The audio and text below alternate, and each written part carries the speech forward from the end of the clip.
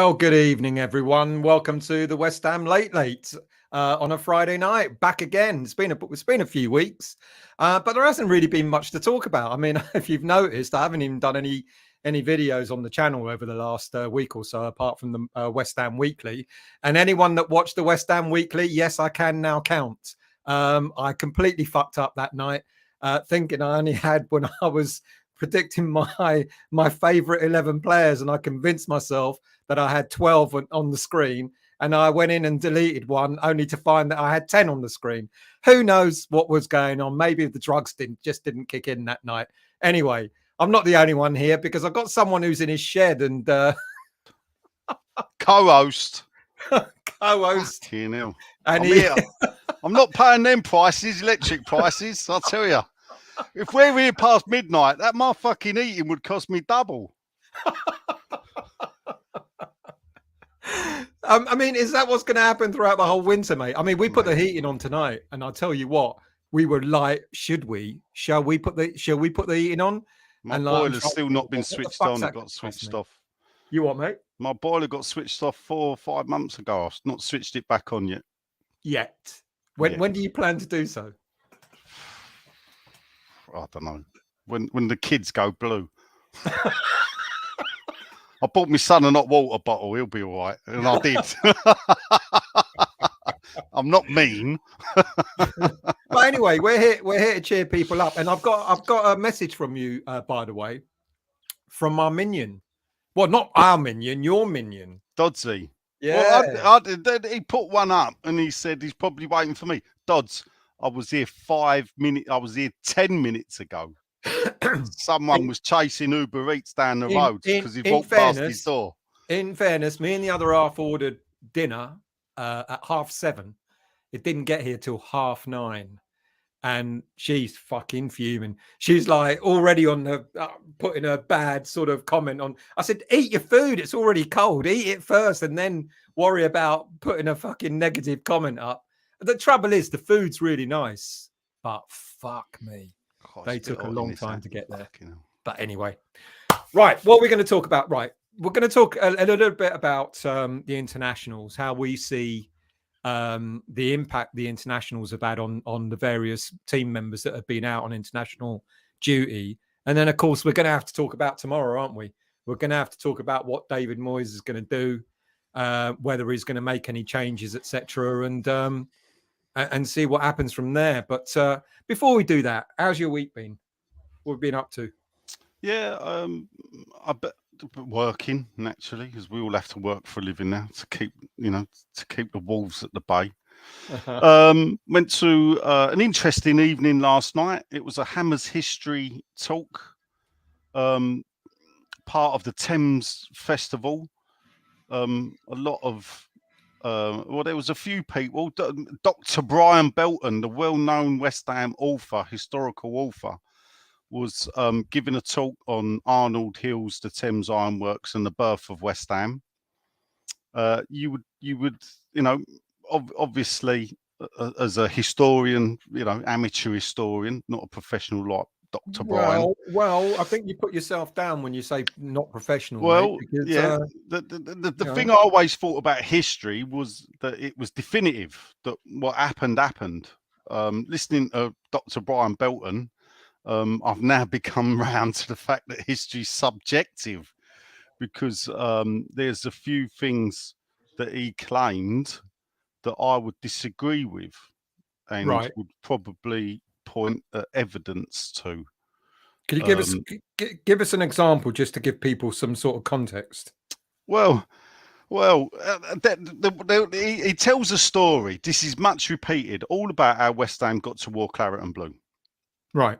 So there's the fable, and there's really what happened. The problem we got is that your after's turning up. Is it? What was that? Or is that the bill? Oh, right, there you go. There's his headset. Yeah. So basically, the fable is that in around the late 1890s, early 1900, a East Ender with links to West Ham, went to Birmingham, a fair. And what happened is that members of the Aston Villa team were at the fair, and he challenged them to a race. And he didn't have a lot of money, so basically, what he turned around and said, "If I win, you got to give me your football kit." Right. Yeah. So now, the story goes, he won the race, and the players gave him the football kit. And this was repeated by Dr. Brian Belton. Now, the original fable goes that there was a player at the time called Charlie Dove who worked in the Thames Ironworks. He played for the Thames Ironworks Football Club and played for West Ham, that it was either his uncle or father. Now, years ago, I researched this and found nothing. Found nothing to corroborate. Dr. Brian, anyway, actually claims it wasn't Charlie Dove's uncle, but it was Brian's granddad that did it. Right. So this is, and it was his granddad that won the race and brought the kits back. Now, where I've claimed that to be a fable, that it's a great story, is the fact that West Ham didn't start wearing claret and blue till 1903. So, or we didn't wear the claret and blue tops. Now, this race was supposedly occurred around 1899, 1900. So what did we do with those kits that he won for 3 years? Yeah, did we store them? And what did we get? Did we get all 13 or 14 of them? Because or 10 and 11. What did we get? What, he beat all 10, 11 Aston Villa's players. Of course, what used to happen at the turn of the century when clubs were new and formed is that they would take kits from clubs that were already in existence. So if you look at the likes of Juventus, they took the kit from Notts County, who are the oldest, or were the oldest football league team in existence until they got relegated into non-league. So they adopted that stripe. So Juventus they used to kit, have it comes from Notts County. Right, Atletico Bilbao's red and white stripes come from Sunderland. Possible links. If you look round European clubs, there's a lot of European clubs that come with an English flag on. Even Barcelona's, some of the Italian clubs. That's because of the links to the English. The English people went out and took football around Europe, even to South America. So it's quite off what would probably happen. The reason why West Ham switched to claret and blue is we did the same as what those clubs done. The best team in the country at the time was Aston Villa, and it was also possible that we adopted the claret and blue to make a break from which, to be fair to the Dr. Brian, he did sort of say this as well, is that we wanted to break away. We were wearing sort of dark blue kits and under the Thames Ironworks. West Ham first played in like a light sky blue shirt with white and then red, and it's possible that we wanted to break away that was kits from the Thames Ironworks, and that they wanted to establish. So we adopted the claret and blue in 1905? 1903. 1903. Yeah. Okay. Now, if you look at the kit we wore in 1903, it's exactly the same as the Aston Villa kit. Right. So whether that's where the old race story comes from and everything, because it was a claret body with the blue ring round the top. Yeah. It's exactly the same as what. So you knew people that the minute we start with Nigel coming on, the subject matter of today is always going to take the back seat to the subject matter. It's just it's good history though. It's good history though. But at the end of the day, can I prove what Brian said about the race and everything? Well, no, I can't. But then again, what I'd say is neither can he.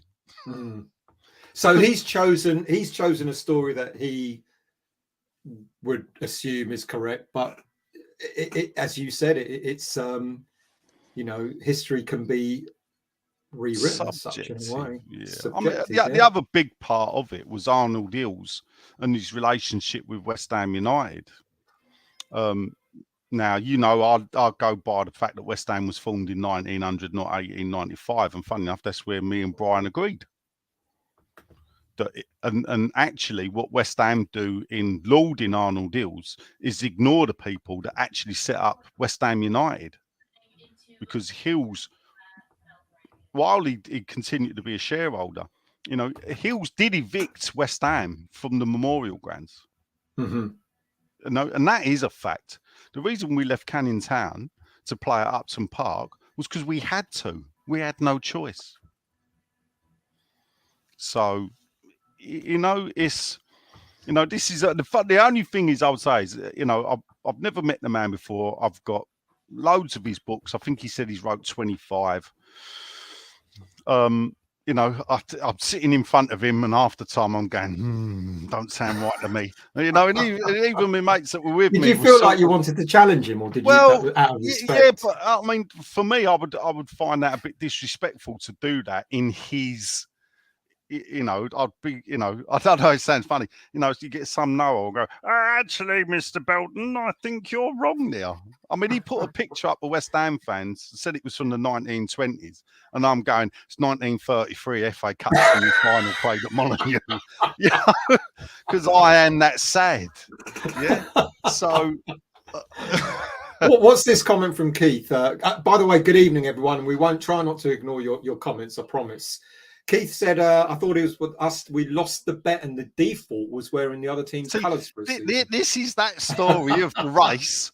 Yeah, there's got another twist where we lost the race, had to wear the Aston Villa kit and decided to keep it as if the Aston Villa players, all of them lost the race and go, there you go, mate, you can have all our kit. Because the funny thing, and this is the thing, that's fine if that race happened.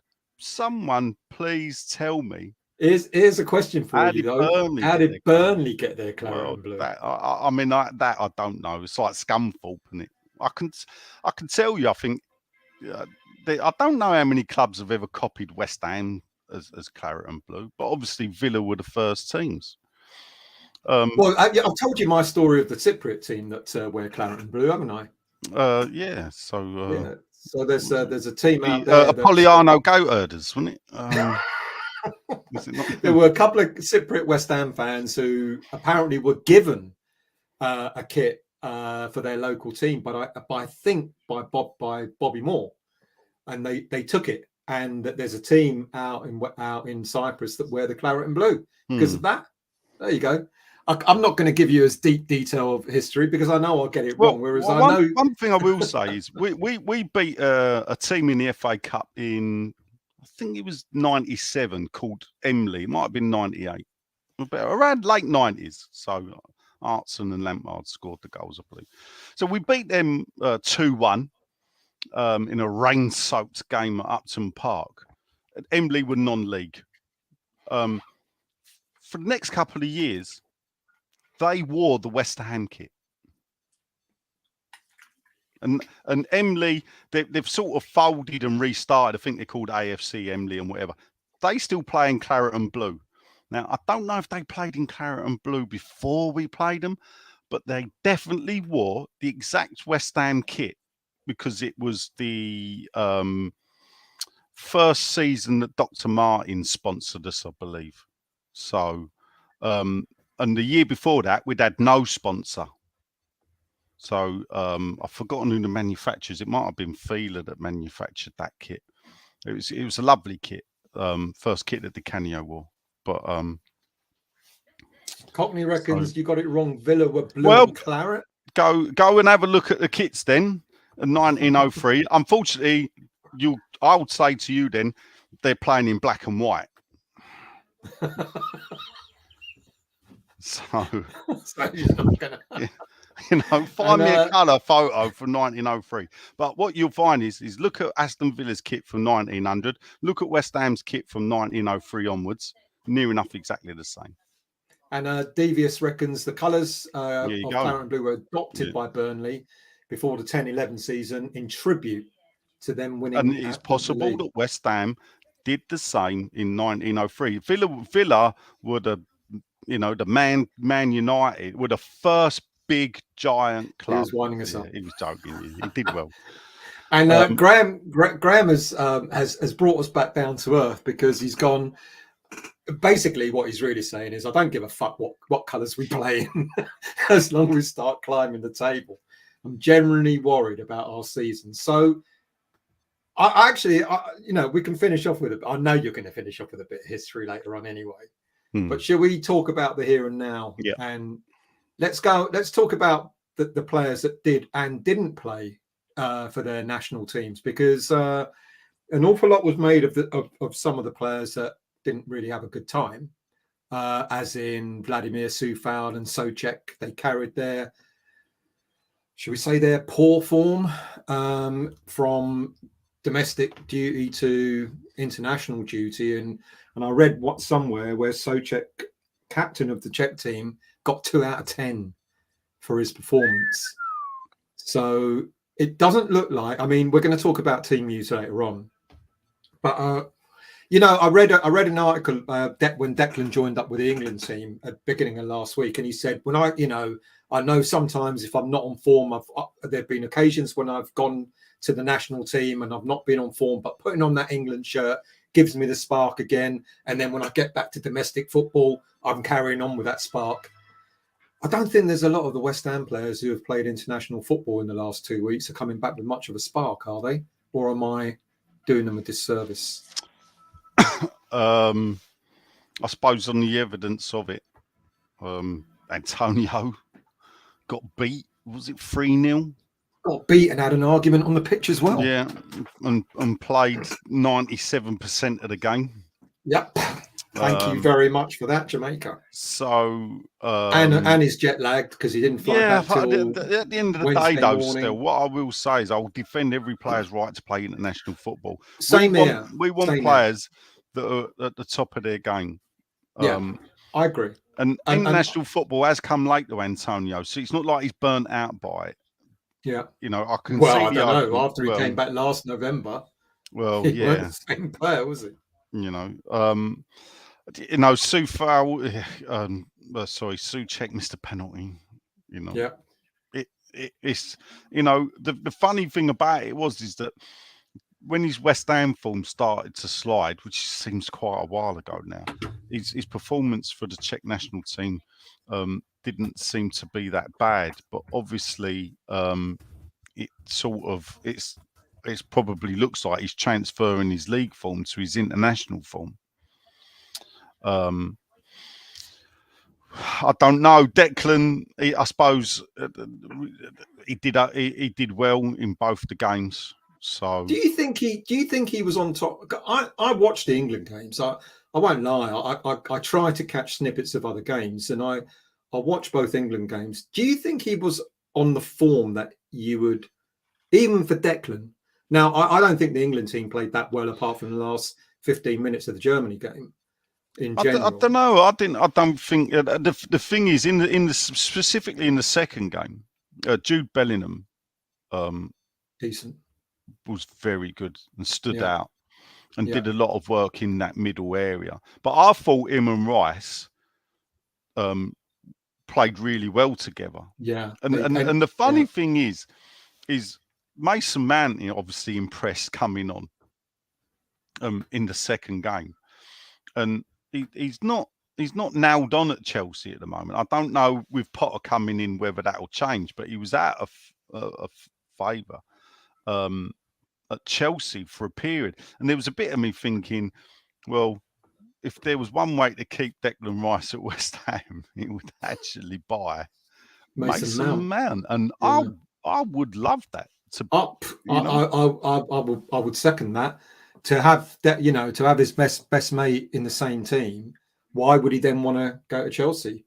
Well, because we're struggling at the bottom of the table, and then he's part of that problem, isn't he? Rather than, it's not as if he's standing by. And but that's why I asked the question: He looked. I don't know. There's something that's lost its spark with, because we talk an awful lot about Souček and we talk an awful lot about other players. You know, Bowen clearly is out of form. Souček is clearly out of form. Soufal, there is no other option at the moment unless Ben Johnson's back, etc. So he's clearly out of form. There's one or two others. Well, I mean, the funny Declan's thing is, involved look, in that. Going over to Steve Bell said about Kera at right back. I know, mate, and I did. Yeah, I know, and I think so it's when we look, you know, when we look at that, is a possibility. It's something that Moyes apparently that's where he plays for Germany predominantly. That most of his games he started, under Hansi Flick, and it Flick at right back. But at the same time, he also played all of last season at PSG at right back as well. Yeah, so it does make me wonder if Moyes bought him as a right back, and that the problems of the centre halves has been forced on him. Yeah, it's possible. It's possible. So I think he's one of the positives, to be honest with you, because I mean, don't get me wrong, people. I'm not picking on Declan Rice and saying like, oh my God, he's lost his form, etc. I'm just kind of looking at it and thinking to myself, like I said a minute ago, he talked about where even if he's a bit low on form, he goes to England, gets the England shirt on, gives him a bit of a boost, and then he comes back all guns blazing. But I just think he was all right. And yes, I think he did play well alongside Bellingham. But I still don't think we've seen the Declan Rice of last season or the season before that yet.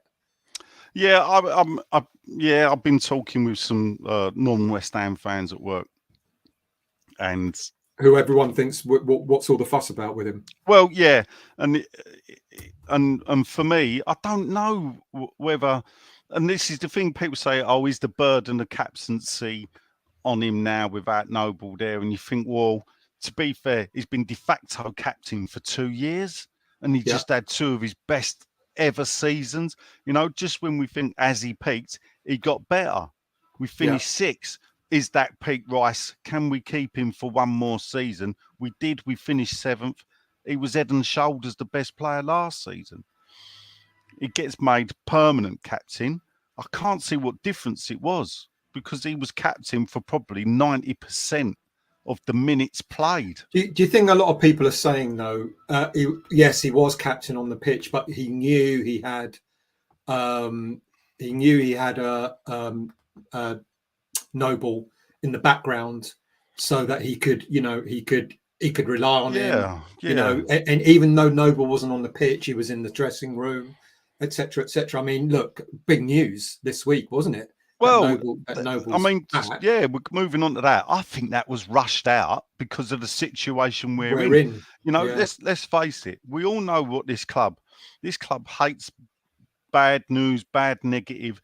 They will do anything. They are like politicians in the way they want to deflect away the negativity onto positivity. And well, no, he won't actually, because what they'll do, they'll probably send him a PDF version. That's a joke, people, before you start hanging him. He ain't going to handle it. He's probably in Barbados. But he's had more. But I'll be there. Judith Chalmers. So, in regard, I forgot what we was talking about there. We're talking about deflect the negativity, and Declan. So, because he's not, you know, Noble's going to have a year off. Yeah. Well, he's only been gone for 3 months. Been cut short, isn't it? Yeah. And he's not starting till January. Well, why not announce it during the World Cup break then? Why announce it when we're second from bottom? And you know, because what happened is people, you know, we've all got content to create. People will create their content whatever they want. There's a lot of negativity around Moyes at the moment. Yeah, too much for my liking, believe me. Yeah, I said, and basically, what can the club do to stop that? all of a sudden YouTube channels are doing shows going, Mark Noble's back at West Ham. What does that mean? Mr. West Ham, blah, de, blah, de, blah. It deflects, doesn't it? That's, Deflects. cynical old me. People say cynical old me. The reason I'm cynical is because I've dealt with the inner workings of West Ham United and know how they operate. Good evening, Paul. I'll see you tomorrow, mate. He reckons Kerr giving a penalty away and scoring an own goal so early in the season, is that the mark of a quality defender? It's not. But what I'd say to that, Paul, is it still don't deflect that he's been one of our better players. He's done that and still been one of our better players. Now, is that a mark of how good Kerr is, or is it a mark of how shit the rest of the team have been, that a geezer can give away a penalty, give away an own goal? Let's put it in context, because I will say to Paul this when he buys me the double rum and coke in the Grove tomorrow. Paul, put it in context. The first one, the penalty, hung out to dry when all of a sudden Zuma had a rush of blood to his head. Thought he was a fucking attacking midfielder, went up the field and lost the ball, literally gave the ball away, and Kerr was the last man standing. Didn't have much choice. And then the goal, would you rather have a Tottenham player score, or would you rather score an own goal? No, at the end of the day, if he hadn't have deflected it in, some would have tapped it in. Someone was in the back behind him, 2 yards from the goal.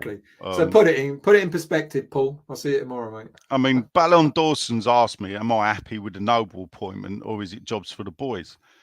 I mean, I'm off to Harvard for 3 months anyway to get my business degree, because Jesus Christ, Mark Noble went to an even shittier school than I went to in Canning Town.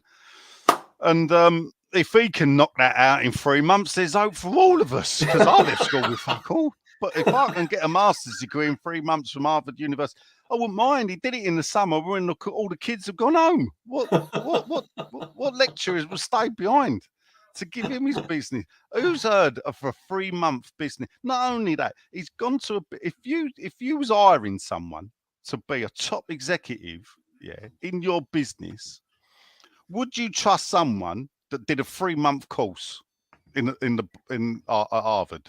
No.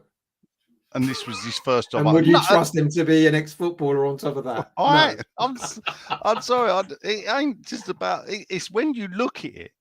Yeah, when you look at these appointments, and this is the funny thing is, because if you look at the appointments, I don't know. Perhaps it's because I don't know. Might know. So you look at Arsenal. We've all, a lot of us would have seen what Arsenal did using on the program. All or nothing, or as I like to say to the Arsenal fans, by the way, lads, it was nothing.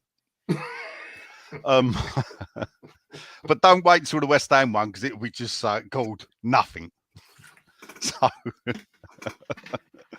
So top 10 or shit. But anyway, so they've got Edu there, who's a brilliant a Brazilian player, apparently well educated.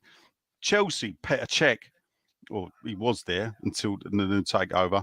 Well educated. An intelligent player. During his playing career, you wouldn't think he was someone not the brightest, Yeah. And then we get the Mark Noble, a picnic short of a sandwich short of a picnic, realistically. That's unfair on a legend, mate. Unfair on a legend. A man who in May 2016 claimed this club weren't run like a circus anymore. Oh, yes. And in March 2017, throwing a player off the football pitch because the fans want to. You're never going to live it down, are you? No. What I'm saying is, at the end of the day, we went from one circus to the biggest circus of them all. So I want Mark Noble at the club. Yeah. I want him to have the right appointment, but I don't think he's earned of that appointment. I don't think he's earned it. I don't. What do you make of this appointment? I mean, sports directors are usually sporting directors are usually a European thing, aren't they? I think loads of German clubs have got sporting directors, haven't they? Well, no, it's. I mean, if you go and look at, my cousin Oliver is running Bayern Munich, so. Then Germany, there's loads. Dortmund have got ex-players. A lot of clubs have their ex-players that are quite intelligent and understand it. and they go on and run the clubs. But then again, the German ownership is a different structure because it's a 51%, or majority of clubs. There are, I think Hoffenheim don't have it. I think Hoffenheim's owned by an individual person, and Leipzig are. So I think some of the lower clubs that have come up, but the bigger clubs, Dortmund's, the Bayern Munich's, 51% is guaranteed to be owned by the fans. So therefore, they would have a vote. There was, I think, in Spain as well. There's a great thing on Netflix about the transfer of, and it is got a West Ham, small tenuous West Ham link. So the program's about the transfer of Figo, the first player to go from Barcelona to Real Madrid. Yeah. And basically, it was so outrageous, the transfer, how it started. And how it started, and this is the West Ham tenuous link, is that Real Madrid were having presidential elections. Figo was the best player in the world at the time, loved Barcelona, had a £60 million transfer fee. And this is in like mid 2000, so like 16, 17 years ago. Yeah. Big money, world record money. So I think it was Florentino Perez wants to be the president of Barcelona. They've just won the European Cup, very successful. The sitting president looks a shoo-in. What can you mean of Real Madrid? Yeah, to be the president. So how do you win an election? You turn around and say publicly, I will sign Figo. In fact, what he says is Figo will join the club. Now, how it comes about is that Paolo Futre, who spent 3 months playing for West Ham and whatever, was sort of becoming a player agent. He knew Figo's agent, obviously all Portuguese. Player from Atletico Madrid before his 3 month sojourn in East London, before he went back to Atletico Madrid, I believe. So obviously he's Madrid based. He's in having a meeting. He says, I can get Figo. So he rings up the agent. Figo's agent says, go away, hangs up on him. But what's happened is Perez has said to Paolo Futre, if you can do this deal, there's 6 million in it for, you know, 10% will do a fee. So even though the agent's hung up on the mobile phone, Futre continues to pretend to talking to the agent in front of Perez. Hangs up and says, he's agreed. Yes, they'll do the deal. Yeah. Total lie. Yeah. Now Futre has to persuade this was going on because the claim goes public. Barcelona are laughing it off. Figo says he don't want to go. The agent says, no. Futre says, well, there's 3 million quid in it for you. The agent suddenly goes, oh, hold up, Figo. What about everything? And then he signs a contract. Figo then says, give me more money to Barcelona. They think Real Madrid's bluffing, tell him to go away. Didn't bluff, did they? In the end, 60 million quid. They paid the money. And the first player to go from Barcelona direct, I think, to Real Madrid. Wow. All off the back of a lie. And that is how football agents work. How they work. Now, I'm just going to catch up with a few people. Tony, we're going to talk about how many changes we think we're going to do. Daniela, we're going to also talk about how fans jump on the back of players, not just on the back of players, but also on the back of the manager, and what you guys think of that as well. Fucking hell, how do you know all these things, by the way? I mean, you fucking read a lot. Well, look, I do you know what? So look, well, I've done the shed. So I counted today. I didn't realise. I think 154 books just on West Ham. I've got more than that on general football. So I do read a lot of books. The Pablo asked, do you think Moyes... I'm going to change this question round. Not so much did Moyes ask for Noble. Did Moyes agree to having Noble? Do you think? All right, Yeah. let's ask them this question. Did Moyes ask for Noble? No, He I wouldn't have doubt it. done, would he? No. But No, but it could have been, look, why didn't, and this is the thing, it could have been all set up and arranged, yeah, before he left, because there's a reason why he retired and went straight to America to do his 3-month course. So while I was saying it's a panic announcement, the bit I'm claiming is a panic announcement is the timing of it. I think it was always going to happen. Yeah.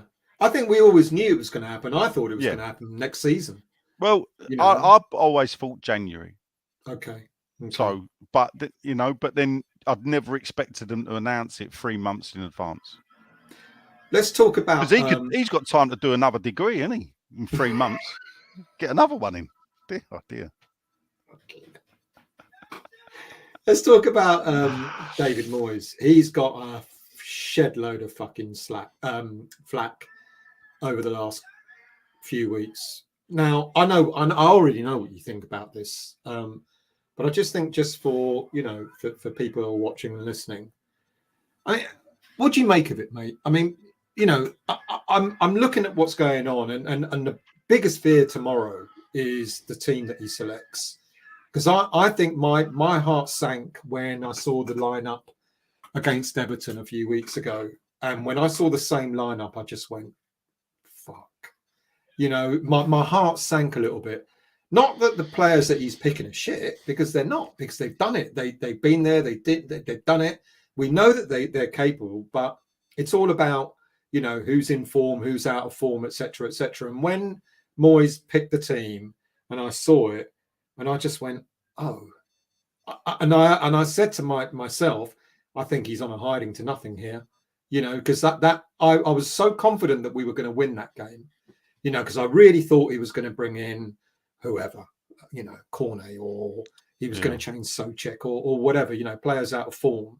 And then when I saw the same lineup and I saw Bowen, who we all love, but clearly out of form, Souček, who's been Hammer of the Year, but now who's clearly out of form, etc. And when I saw the lineup, I just shuddered a little bit, and I just thought Moyes has got to get something out of this game. And when we didn't, I mean, the knives were out, weren't they? And do you understand why fans go like that, or do you think it's too fucking much?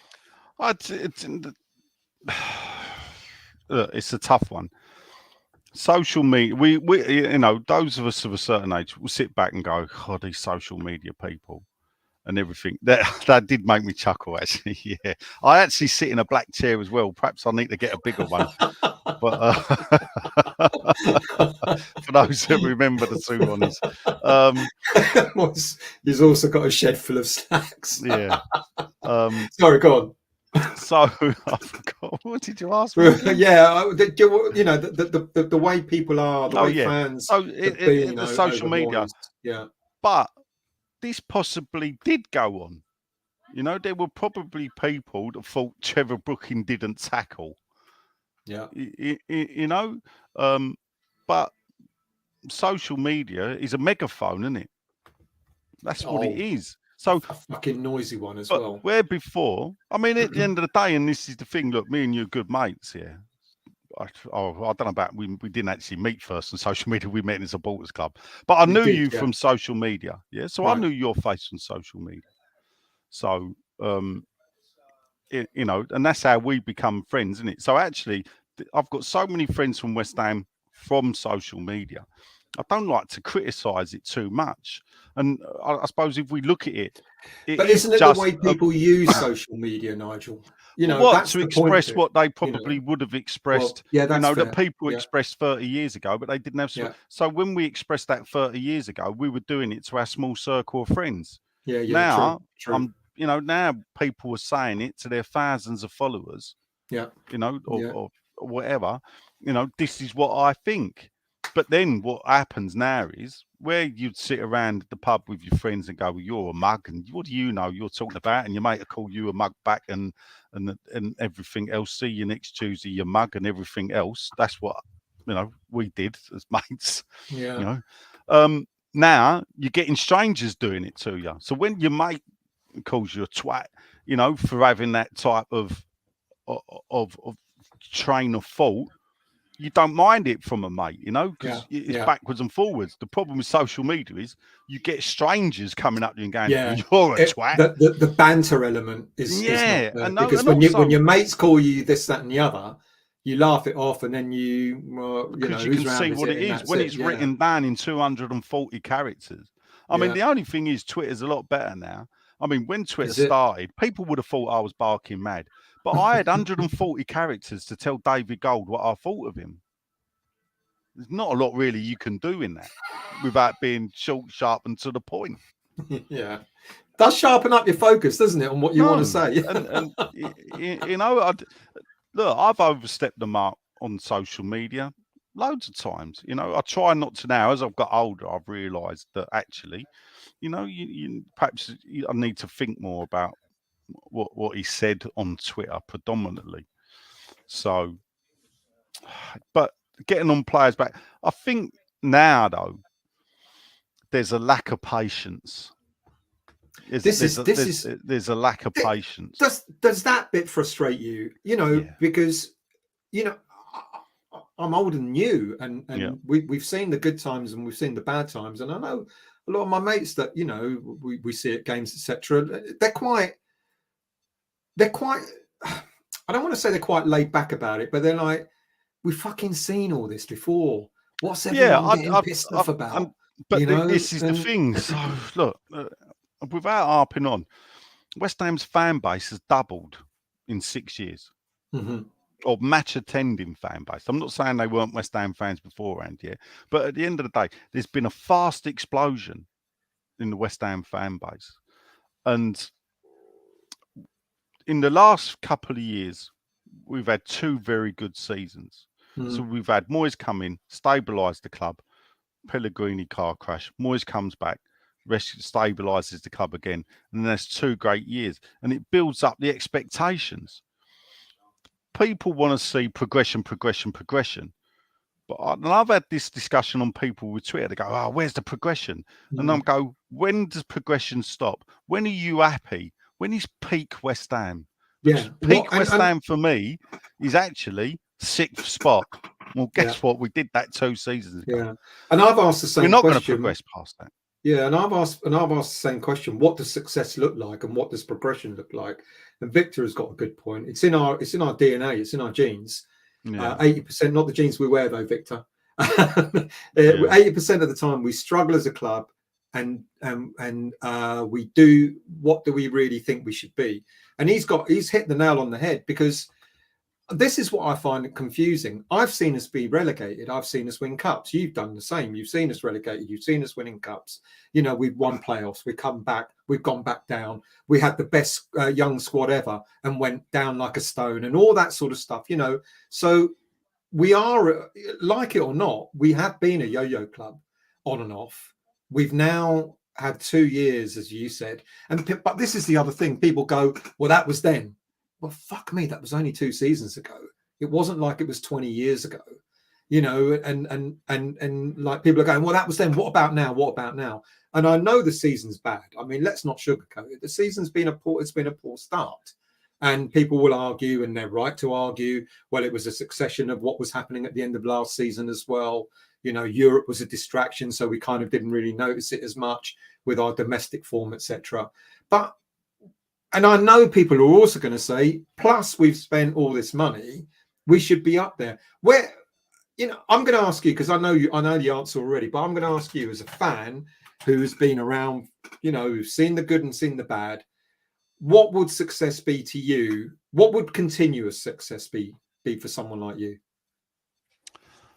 continuous success. I Yeah. don't think that's possible. I don't think for a club like West Ham, and I would say the same. I'd throw in. You know, we've seen like Leicester City.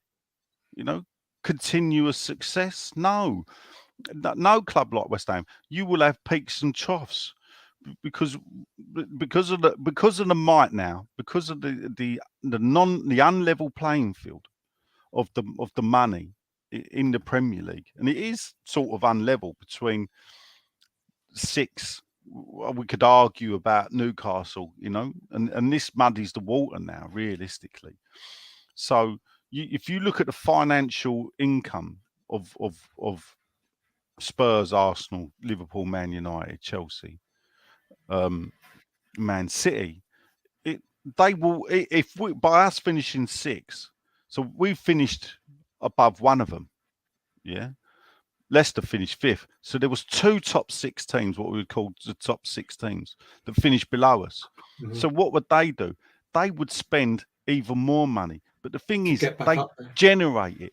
We cannot spend. The only reason we spent 150 odd million is because we had money from last season that Moyes didn't spend. Now, what if he had spent 50 million in January? Well, he Yeah. wouldn't have spent 150 million then in the summer. Yeah. We ain't got that money, and we ain't got that money every season. And this is the other thing. Even Tottenham, people don't realise, Tottenham are making, I think, £1 million a game just from catering. We don't even make £1 million a season from catering. Yeah. I mean, Vinay's hit the nail on the head. So much money in football now that fans are impatient. The 80s teams used to play with 11 players most of the time. Moyes is a throwback to preferring a smaller squad. So let's finish off with Moyes, because I'm with you. I'm not saying that all is rosy and he should just carry on, and because I do think he needs to change. I mentioned earlier about the when I saw the lineup for Everton, I was like, I hope this works for you, Mr. Moyes, because if it doesn't, it's going to really backfire, and it did backfire. Has he got the capacity to? I don't know how to ask this. I don't know which way to ask this. To change. Well, I want to ask, has he got the capacity to change, but then to what extent? Because then it's like, has he got the capacity to be able to do the right thing when it comes to the players that he needs to change on the pitch? We can all pick a team. Yeah. You know, every one of us will pick a team that won't be the same 11. But at the end of the day, it's down to Moyes. Has he got the capacity to change his ways in not continuing to play the players that I know what he's like? He's loyal. I mean, he's excessively loyal, and he'll continue playing Bowen, and he'll continue playing Souček. You know, this thing about he had a sit-down chat with Souček, clear the air chat with Souček, that was probably more about, I'm going to give you another chance this Saturday. I want you to prove to me that it ain't going to be a chat of, listen, mate, I'm going to drop you. In my mind, the conversation he's probably had with Souček is, I'm going to give you another chance. You just got to demonstrate what you can do. I don't know. Do you think he can make what I would say is, has Moyes got the ability to do it? Yes. Will he? The thing is, this is the way I see it. I think Moyes has got a belief in a way of playing, and will stick to it. And I sort of admire that, because what he's saying is, I know how to be successful, and it's playing this way. And the weird thing is that the players that played and were successful last season, up until January, February in the league, are the same players that are now not doing it. But they were the same players, though, that sort of started we all saw the slide, but it was at the end of the day masked by the run in Europe. So as Moyes got it in him to go and change the team, there's a lot of people saying, play Antonio and Scamacca. Well, we've only got 2 forwards at the club. He ain't ever going to risk, because this is the thing is, he is cautious, rightly or wrongly. Well, I'll change that. I just don't think they'll be able to play in the same team together. Look, we had a discussion quickly anyway, where I said the thing about this transfer window is Moyes has now got the ability to play 2 different ways. Yeah. But the thing about it is, to do that, he has to change his front line totally. You can't drop Antonio, put Scamacca in, and play Fornals out on the left and Bowen on the right. If you're playing Scamacca, you got to play Cornet out left, and I think you got to ditch Bowen as well, because Scamacca will thrive on crosses of the ball, and the ball played in front of him. So if it's still whipped in early, with Colton's Cole, best time at West Ham under Franco Zola, a lot of the goals, the balls were played in front of him for him to run on and put the ball away. And that's what Scamacca needs. Scamacca get the ball in front of him. He can hold the ball up and bring other people in. But I Yeah. would be playing. I'd be playing Ben Rama out wide right, Cornet out wide left. Yeah. The thing about it is now we come to the beauty of 5 substitutes. If that's not working, he could bring You've on got the in one ability to go change. Antonio, Fornals, and Bowen, and change it And totally revert different. back to Revert back. So Or what start one Pash way, is saying here change it then, the other way. Antonio. So I'm not a fan of Antonio Scamacca up front. I just don't think it'll work personally. No. But certainly, like, even Bowen. I mean, Do you know what you could do? It Actually, could I wake will Bowen change up, it. you know. I would say what would work is Scamacca up top and Antonio back wide right. Yeah, a lot Wide of people right have said that as as well. a Do winger. you really honestly think that? I So he don't can think get the he'll want to crosses do in? it. I don't think he'll do it. Yeah, and players a winger. And I think what it is, he's got the taste of being the central striker now. And at the end of the day, the thing is, I know it weren't a great tally to beat, yeah, but he is still our best Premier League striker we've had. And we can't ignore that. And he'd done it in more games. You know, Di Canio did 47, in 4.5 years, and, Antonio. But if you look at Antonio's, I think his last, 25 goals come in a quicker period. And also, he's played in so many different positions as well. Yeah. Pash says, if playing the sort of the lineup, Antonio, Scamacca, Bowen, Cornet, and then bypass the midfield, but then that's negating players like Declan and Paquetá. Look, and this is the thing. People talk about the West Ham way. Let's not get this wrong. Yeah, I was brought up watching Dave Cross, and then when Cross left, we brought in a striker called Dave Swindlurst. These were 6'4" strikers. Yeah, and believe me, when we had to, yeah, John Lyle's teams, if we were down, would get up there. They would we had Paul Hilton, a centre half at times, played up front. Yeah, you get up there, Alvin, get up there, get in. I remember Alvin going up front for 10 minutes. Yeah, when we were down in a game. It weren't all nice and likely and everything. Yeah, tippy tappy. Yeah. Sometimes Allardyce ball was put out there, but the only difference is we didn't do it with the whole game. It's only because it was Allardyce and nothing else. Jordan, can we do a watch along one day? It'd be great to see. Mate, I'm normally at the games. Well, this is the problem, isn't it? But I'll tell you what. Perhaps an away game. What I'll promise I'll do, if I'm not going to Romania. Let's do FCSB watch along. Yeah, okay. Okay, there you go, mate. Now you're gonna have to promote it and get people on, because I don't want 5 people sitting there watching me and Nigel talking to each other while the game is going on. Jonathan, it's about game. It's about winning games and winning tournaments and trophies. So expectation is to compete year in, year out, and where some have money to spend, others have guts. Compete or don't take part. That's tough talk, isn't it? So I mean, at the end of the day, and the one question sometimes you think is, what is the point of football and what is the point of a football fan? Why are football clubs run? To entertain the fans. And this, what is the crux of it? We could all, do 2-hour shows just on that question. But if you want to try and break it down, at the end of the day, I thought it was about glory. And glory comes in winning things, not finishing 6th or 5th or 4th. Yeah. Glory is about trophies and medals. So, and still, I've long said, people probably bored listening to me now. Our history is built on being a cup team. But Jesus Christ, we should be not forsaking the league to the detriment of the league, to the league we play in, but we should be concentrating on cup football. Yeah. Now, this is a big week, because I think if we can get 3 wins this week, the world's a different place. In 8 days' time, more than just a podcast, everyone's going to be frigging happy for a change if we win all 3 games. If we win all 3, because we'll be top of the group and flying 9 points out of 9 in the Conference League.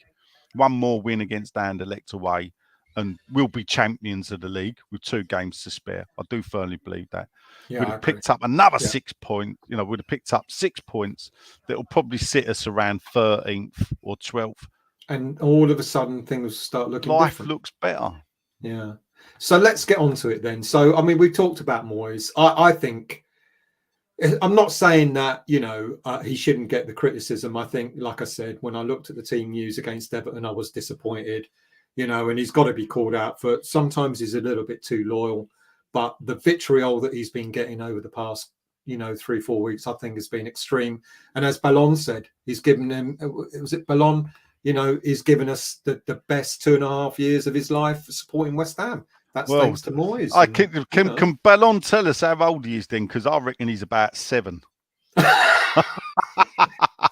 And he's only joking, Ballon. So we talked about Moyes. Now let's. So you know, these are some of the options that he could adopt. Yeah. And we've already sort of covered it briefly at the beginning of the show. If David Moyes has got, say, Dawson available to him, you know, we saw Dawson come back. We don't know how fully match fit he is yet, if he can do a whole game or not.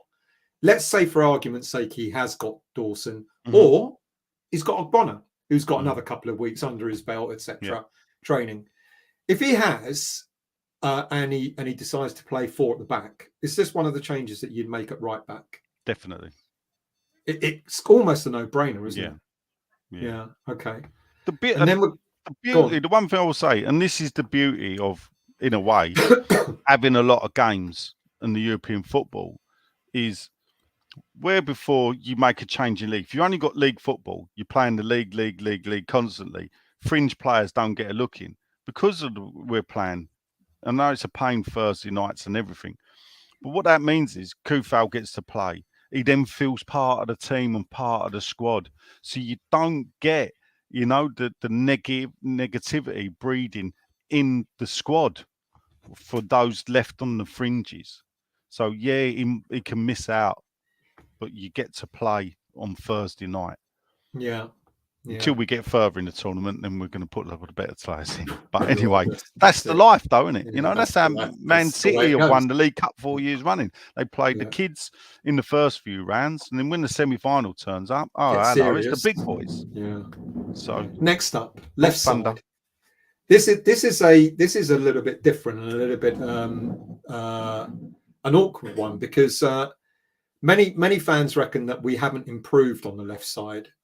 Not because Emerson is not a bad player, but people feel that we should have gone for a more natural left back rather than a left wing back, which Emerson is better at. If you've got a choice there, I'm going to argue that we're going to play 4 at the back, because I know Moyes' ambition. I'm pretty certain of it now. When he talked about how we're missing Agard because of injury, I'm pretty much convinced that when Agard's back, Moyes is going to play 3 at the back. I think that will be his mantra when Agard's back. So he'll have Zuma, Dawson, Agard, or whatever combination of centre backs you want. My gut tells me that when Agard's back, he's going to go 3 at the back, and then you'll start seeing Emerson as a I think when he first came back to the club, we did have that, and it was weird because it was almost, I don't know about 3.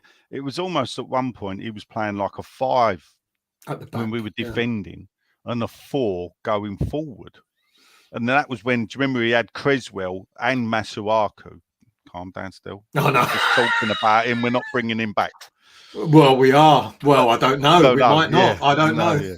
So, but, you know, there was a period when Moyes first came back, I think during lockdown, and he had Masuaku in front of Creswell. And what happened when we're defending, Masuaku dropped back into the left back spot. He was Creswell tucked. Well, all right, yeah, but Creswell tucked in. So it was supposed to be a 4 going forward. Yeah. And a 5 going back. So I think there was evidence there of that Moyes is not adverse to playing with 3 centre-halves, though he generally did it with Creswell as the left side. Now you have got Emerson, whatever his last name is, but it's not Fittipaldi. Palmieri, that's it. The soap, isn't it? Palmolive. Yeah, well, same thing, isn't it? So that's what his name is in Brazilian, Emerson Palmolive. But You just made that up. so of course, yeah. So I would go Creswell, and do you know why I go Creswell? As a more left side, as a more natural left back. Yeah, I think Yeah. because his crossing ability. Yeah. And I'll tell you why. Because when we get to the strikers. Okay. So let's move on then, because it's not every position in the team, but it's certain ones, and then or certain ones that people feel that need a change. Yeah. And the next one is another obvious. I mean, it could be Downs. You could put a number of different players in. I wouldn't. Yeah. Well, I've suggested even like if this is I'd go playing Lanzini. I would That's go exactly Lanzini. what I was going to say. Or you could even go, if you want, Fornals, because we know Fornals is being wasted playing. He can do a job. It's not ideal, but what are you doing? Is it loud? Well, I don't know. Can you hear it? What's that? No, can't hear it. It's all right. Got the noise in the background. There's noise in the background. Yeah. Is that the dishwasher? No, I don't know what she's doing. But anyway, so it's not so much about whether it be Flynn Downs. Tell her to shut the kitchen door. Oh, she has. It's more about Souček and basically who plays alongside Declan. Look, he's for me. You know, I've defended him and everything else. But there comes a point where, for the sake of the player, not for whatever, you have to take him out of the firing line. He needs to be taken out of the firing line. Yeah. For his own sake, and to stop the fan base being constantly on his back, pointing the finger at him, because there's been times where he hasn't been the worst player, but because he hasn't had the games that we judged him against when he first came to the club, when he was outstanding and won Hammer of the Year. He's obviously a different player there.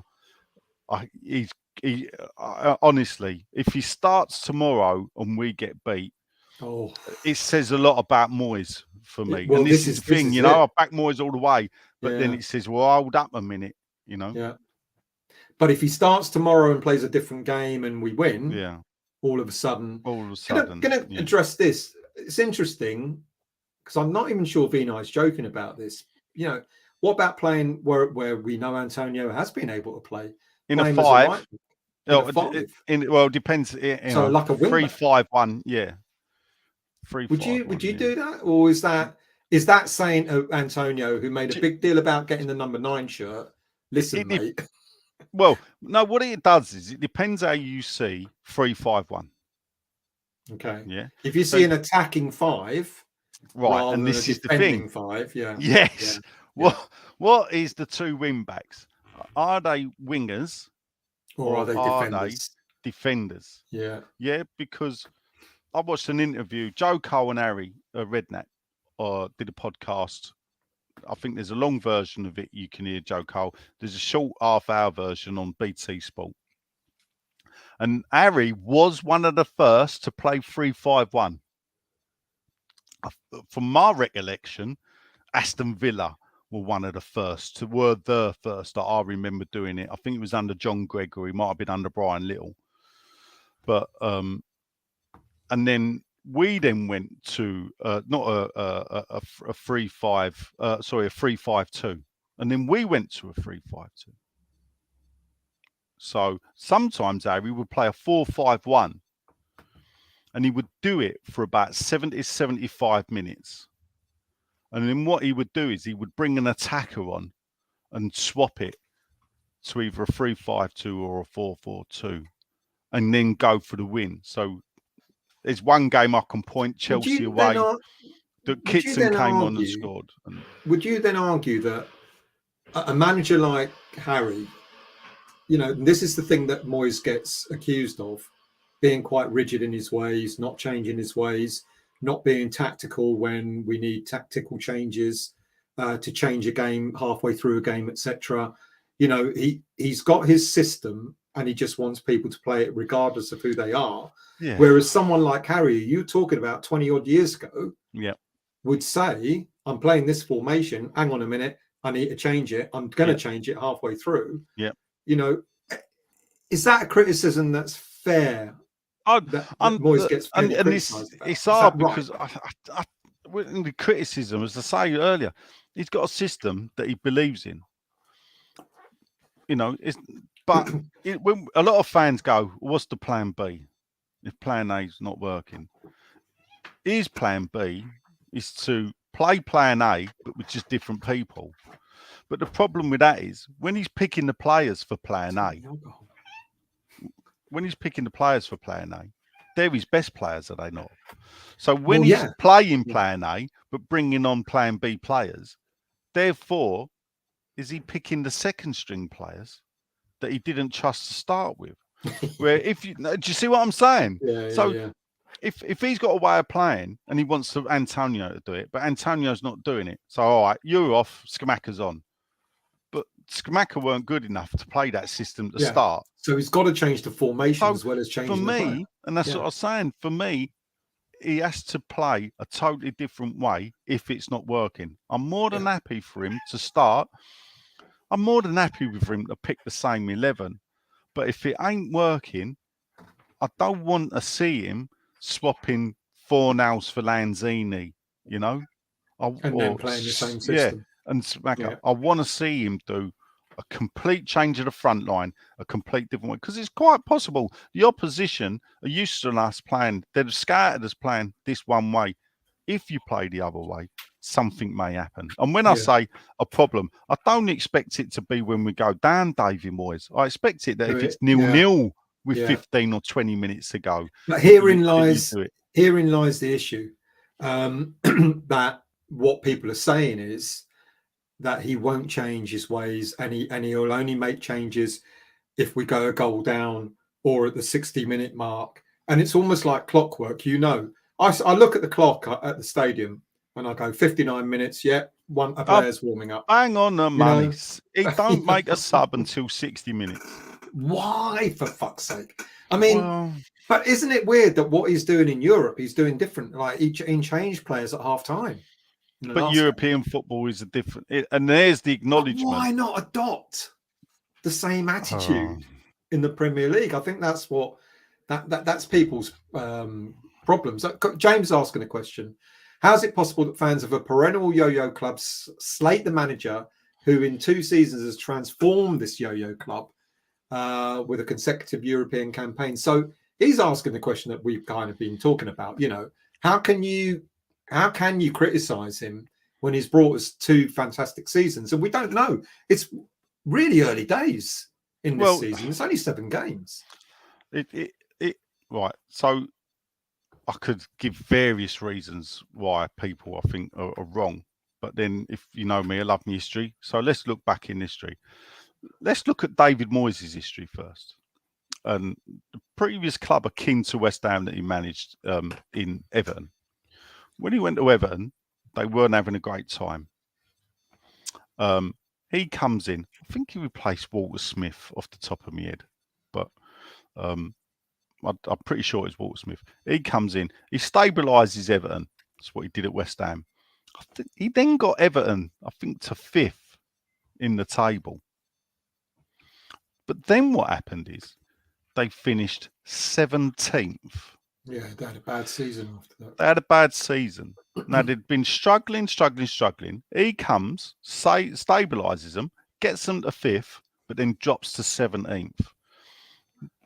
If this was happening now, would the Everton fans be right and justified in calling for him to be sacked? Because at some point, they would have been struggling around the bottom 3.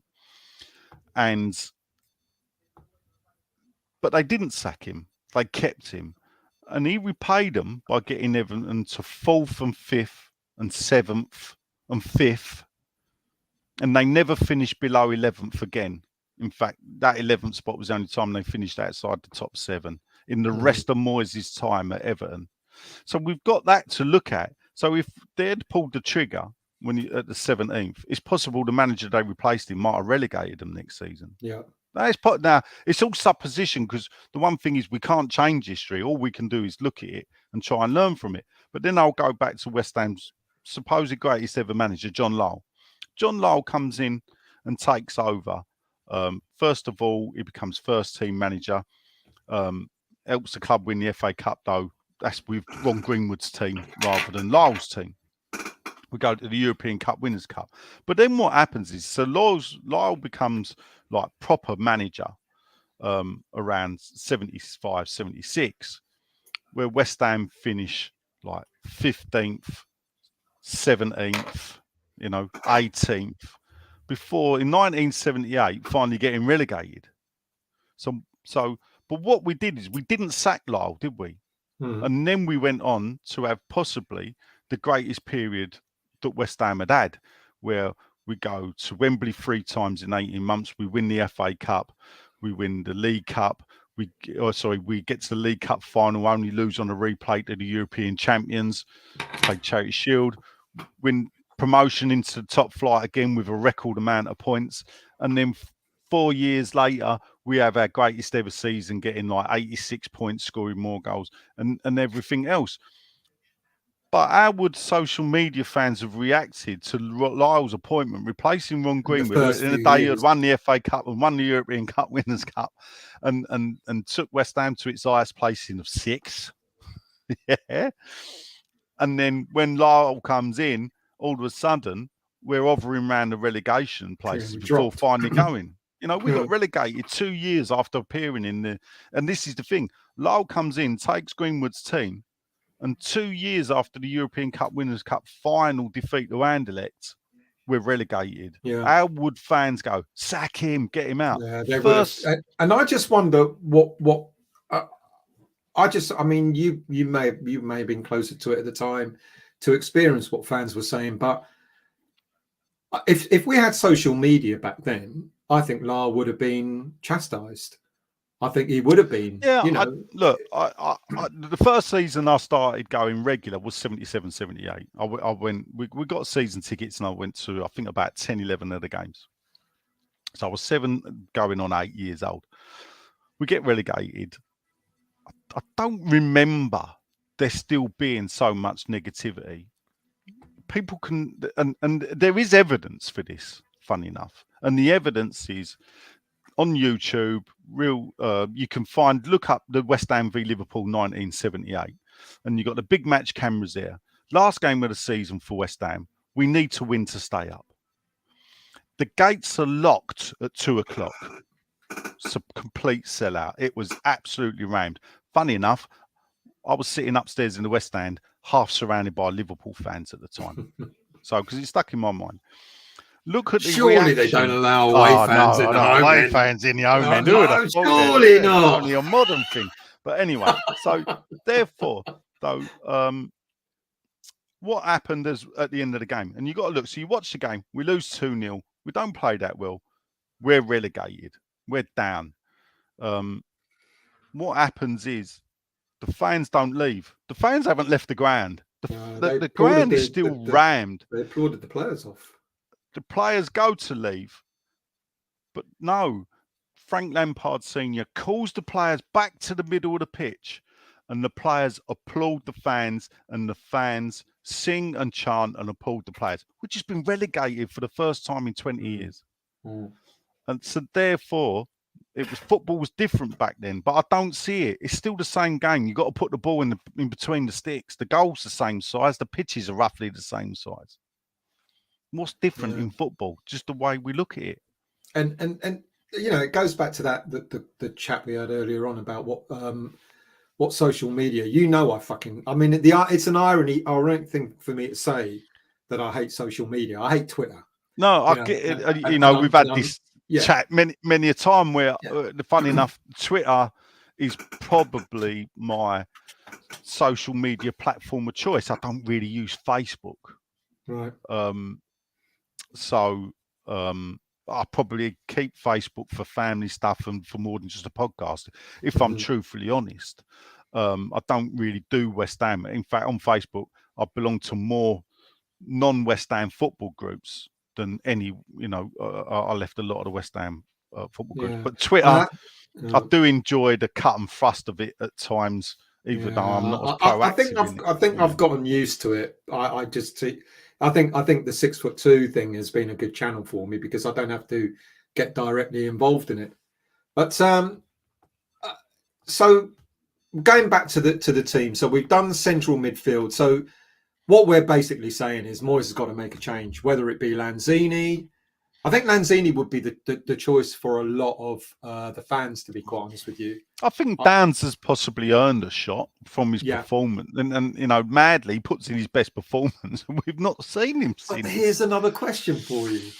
But then again, but then I again, speculated. yeah, but you got to look at the quality of the opposition, and this may be harsh, and it brings me to Scamacca as well.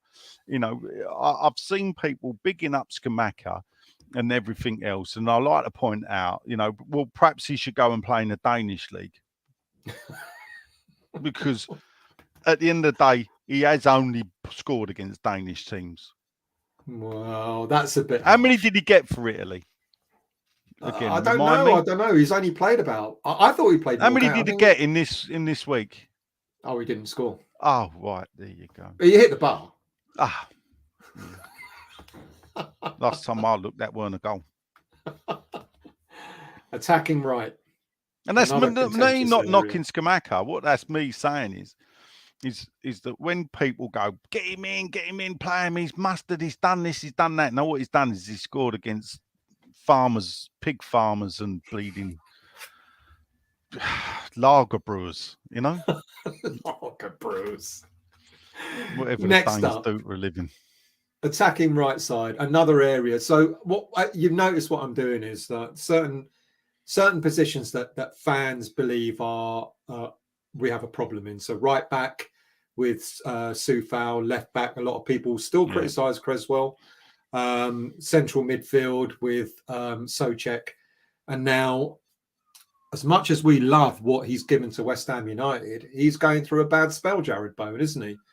And another point of Moyes, I mean, not making the change that he should have done. Yeah, but when Cornet is on fire at the moment. Yeah, but then you've put Cornet on the right, and for me, yeah, if you're going to make a difference, so you have to play Cornet on the left with Scamacca.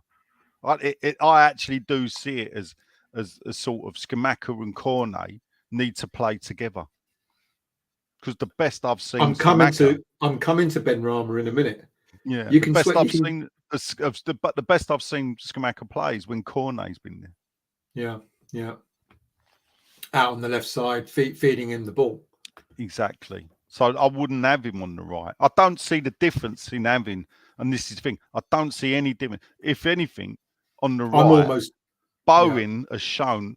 And I know he's sort of off form and whatever, but he showed his quality, not just last season, the season before and the season before that, actually playing wide right, coming in on his left foot, he does a lot of great work. Yeah. But as it stands at the moment, whether it be Cornet, Benrahma, whoever, would you take Bowen out of the firing against line Wolves, as well as Souček? Actually, I would be starting Bowen. Oh, would you? That may then come on to who else I'm playing.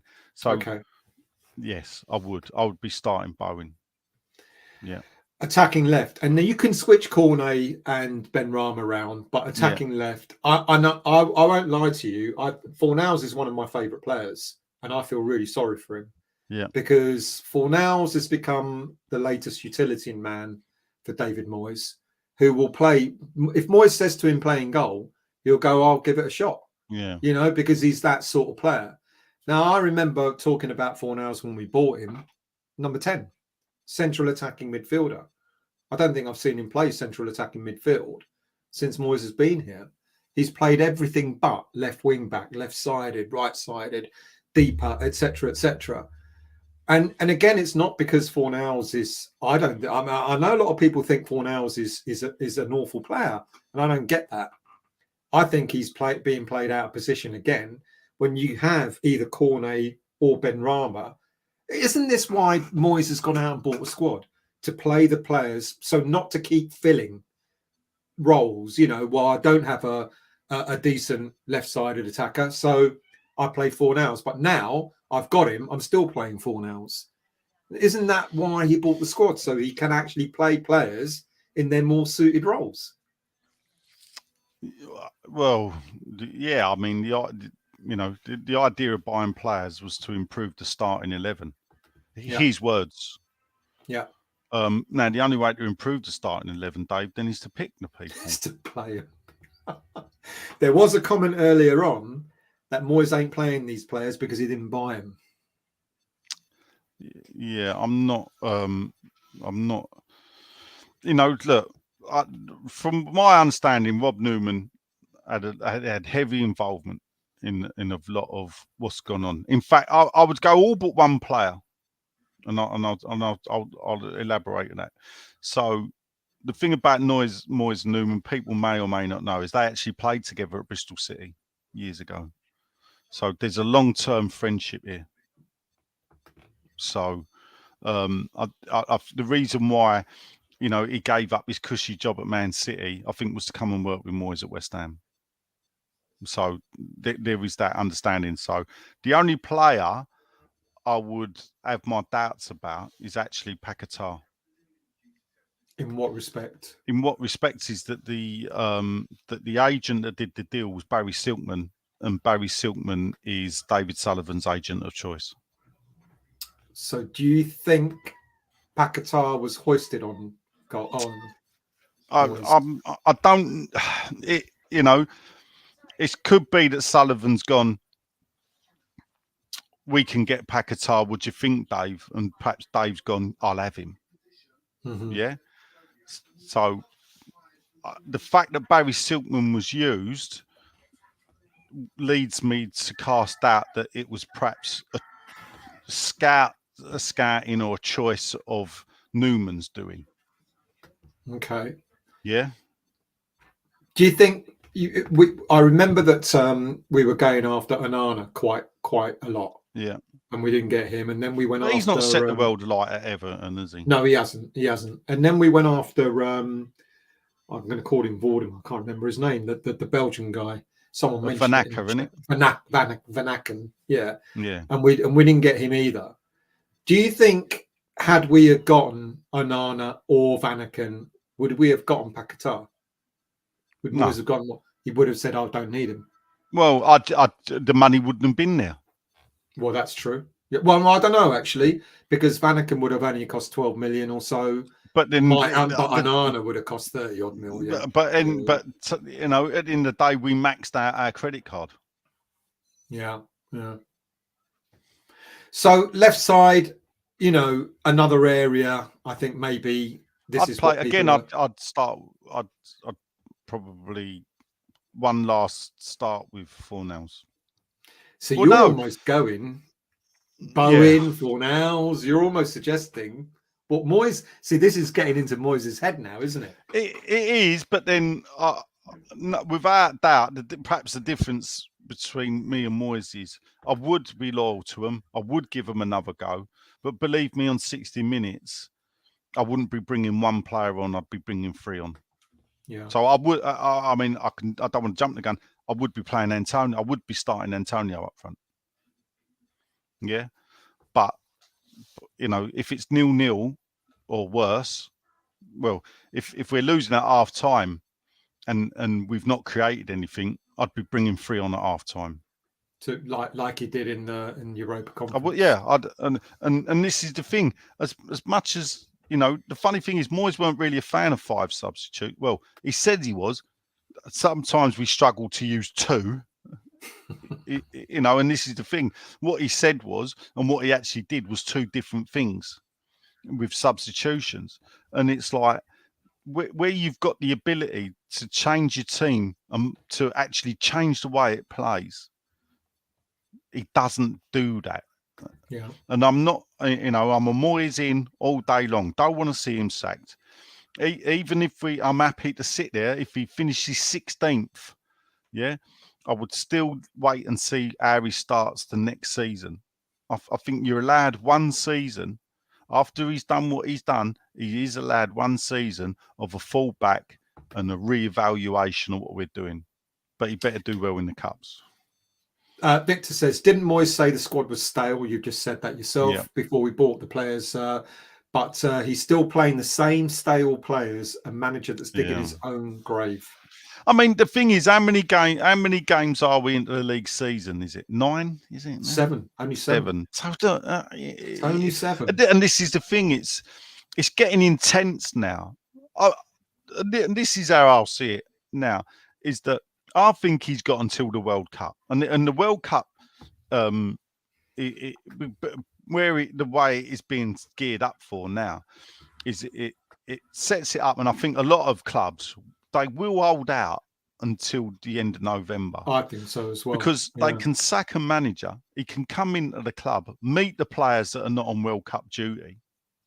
Yeah. Get a bit of time with them. Yeah. Then he gets a run. Then you get January, new window. But the thing you got to think of is we have maxed out the credit card. Yeah. So you're going to have to sell. We're going to have to get our check credit card out. Yeah. And start, you know. But he's only there as an hopefully investor. Sainsbury's shares have gone up a bit and he's got a few bit more money down the pocket, you know. I'm going to add a couple more in because, I mean, these are more for debate than problem areas. It depends on how you look at it. Now, well, I know you do, but I'm very much a Areola in type of person. I love Fabianski for what he's done for West Ham, but my argument will always be that Areola commands his box a lot better and he's a better distributor of the ball. But go on. Listen, and this is the thing, all these people, tell me what Fabianski's done wrong this season. No, this is it. This is right, it. So therefore... But my point being, when it comes to distribution and getting the game in motion... But at the end of the day, and again, what I'm saying is this is where perhaps the beauty of, you know, we've got 9 games in October. I think, is it 5 in the league, 4 in the cup, or 6 in the league, 3 in the cup? You know, they're both going to be playing games. Yes, we've got 9 games in October. They're both going to be playing games. So it's not like they're sitting there going, not happy about this. I didn't join this club to sit on the bench. All right, then let me ask you a question then. Yeah. Moyes clearly wants Moyes clearly wants 11 for the league. Yeah. You know, he's got in his head who he wants, you know, he's demonstrated it, who he wants, which 11 he wants for the league and which 11 he wants for the cup competitions. Has he got the right 11? So when it comes to someone like Fabianski, should Fabianski not be the player? Well, but Fabianski's not been the problem for the goals. So for me, I think the goalkeeper position actually has not been a problem. It's not the reason why we've conceded goals. Yeah, well, that's fair. But I still stick to distribution and starting off an attack, etc., has been poor from Fabianski. Well, that's your opinion. The thing, and it is mad because here I am advocating, let's give this team one more try, while saying has he got the right 11 in the league? Has he got the right 11? Yeah. Well, the league would say no. Yeah, and then go on. Well, that takes 7 games, 2 bad performances. Yeah, and this is the other thing. We've been unlucky, and when you put it that way, people go, "Oh, we'll leave off." But it really has only been 2 bad performances out of 7. But for the woodwork, we would have beat Forest. Yeah. So that's 3 points. But for the woodwork, we would have got a point. Who did we hit the post against recently where we lost 1-0? Everton. 1-0. Everton. Yeah. So we'd have got a point against Everton. So there's 4 points there. But for the woodwork. And that's injured. And what we're talking about is, so the build-up play must have been good, what we've done. Yeah. The shot must have been good. When you're looking at it, it's a game of inches. Yeah. VAR is VAR, isn't it? You know, but it did cheat us. Last one, striker. We've already talked about this. Yeah.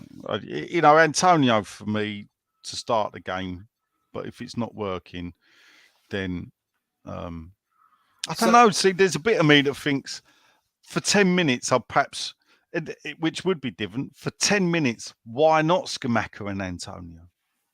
Well, this is it, because we've gone through not every single position, but you know, there's a lot of players that, you know, you've given good arguments for certain players to keep their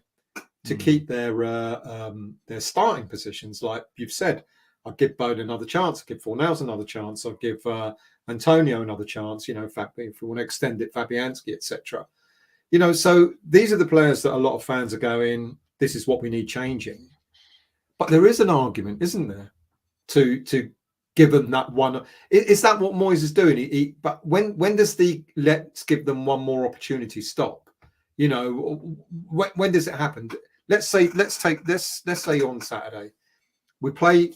Moyes picks the normal 11, and picks his 4-2-3-1 or 3-5-1-1, whatever he's going to play, and we lose.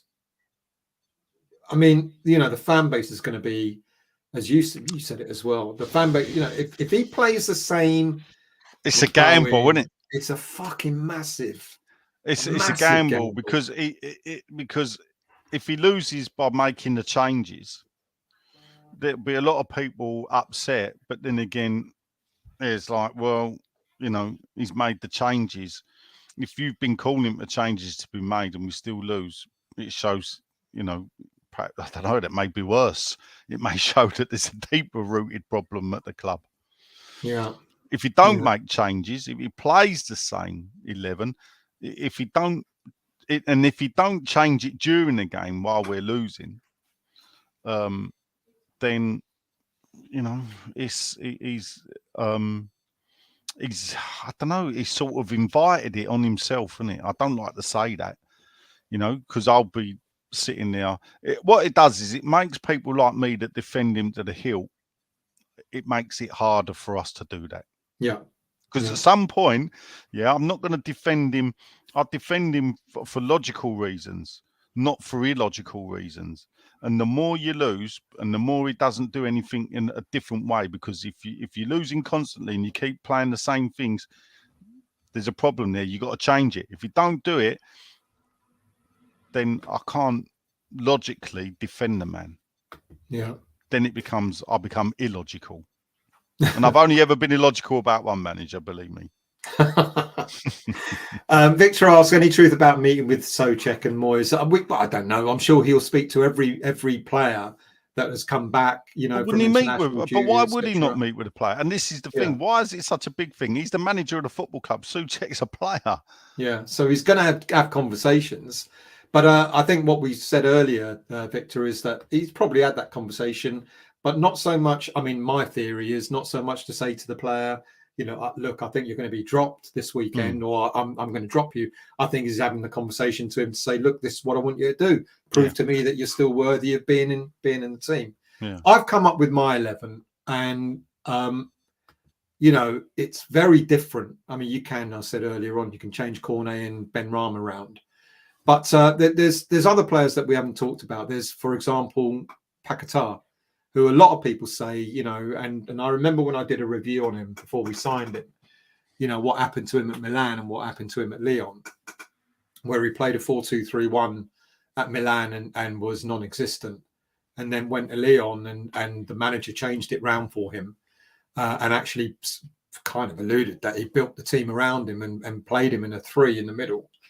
And he shone. And this is my 11, but judging by what you're saying, you know, that could be very different with what Moyes has got in his mind, because the front 3 could easily be Bowen, Bowen, Antonio, and I think you said Ben Rama there, 4 Fornals there. Sorry, but there's no way on earth he's going to play that tomorrow, is he? That lineup. No, I wouldn't have thought so. Yeah. No, I'd be very I mean, you know, it's not the lineup. Obviously, I would choose Scamacca. I don't think we'll start the game. I think he'll go back to Antonio. And even if Antonio's jet lagged. Well, look, you know, what do you want me to say? Frank McAvenny stepped off a plane, you know, from Australia that morning. You know, could have gone home, went to QPR, and bloody scored the winner for us. I mean, it's a great story. The fact is, Frankie didn't really play that well that game. Yeah. Yeah. But when you're Frank McAvenny and you score the winning goal, it don't bloody matter. It's a brilliant story. He stepped off the bloody plane from Australia. We didn't expect him to be in the team or in the squad, let alone starting. Yeah. But that was more of a marker of because Lyle was leaving him out. And it was McAveen. He said, no, play me. I'm good. I've just got off the plane. I'm here. You know. And he did the business. And he did it. Question from Schmiegel. Do you think Moyes is losing the dressing room? We hear an awful lot about this, but this is more social media rumour than it is. Yeah, I mean, that comes with every manager that's on a run like this. People will be sitting looking at Brendan Rodgers. Is he losing the dressing room? You know, they people of all we can do is speculate, and we've all got we can come up with 101 reasons or 101 speculations, and for me, that's just one of them. As he lost the dressing room. I don't know. I don't know how close he is to it. It doesn't come across for me as a player's manager. He's not an Harry Redknapp. And if this is the thing, if you look at Harry, people wanted to play for him because of the way he was. Yeah. Because if he believed in you, you knew it, and he would tell you, "You're good. You've done well," and everything else. So.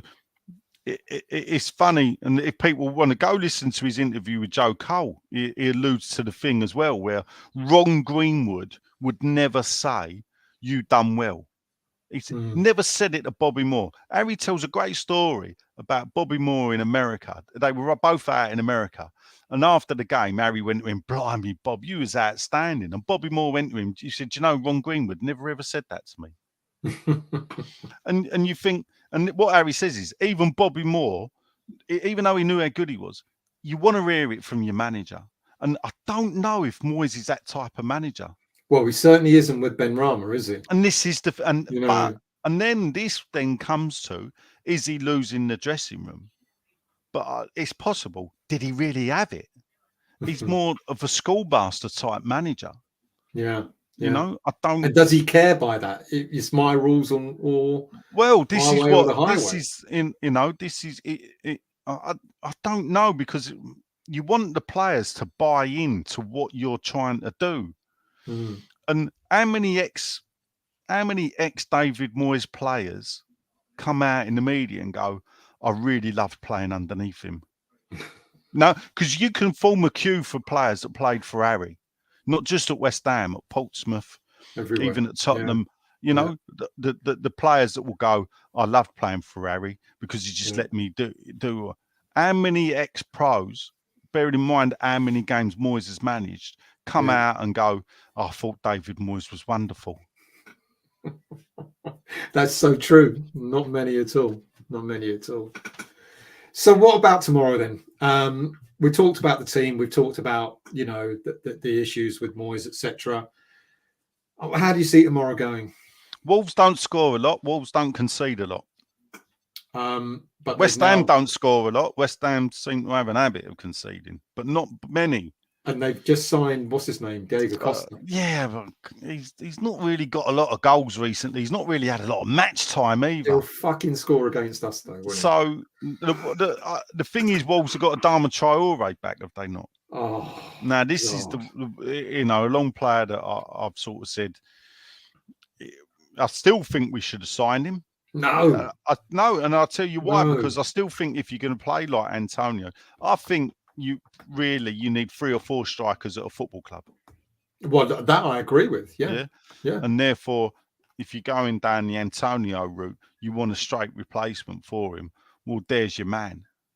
To be honest, I know it's like, I may have even gone for Arnautovic to bring him back just for a season. Or I'd do it in January for a year and a half. No, I couldn't. I just think that ship sailed. I think if we wanted a striker, we might as well have kept Allaire and played to his system and had him become a legend at the club. But that wouldn't. It just would never work. It just won't work. Well, therefore, is it going to work with Scamacca? Because people are already starting to talk about Scamacca as the next. But the problem with Allaire is that Moyes was playing with the inverted wingers. Which he's still doing, even with Scamacca on the pitch. Works with Antonio. It don't work with Scamacca. So then let's get on to, will Moyes change? Not only, someone just mentioned that it's not about changes, it's the tactics, Kevin said.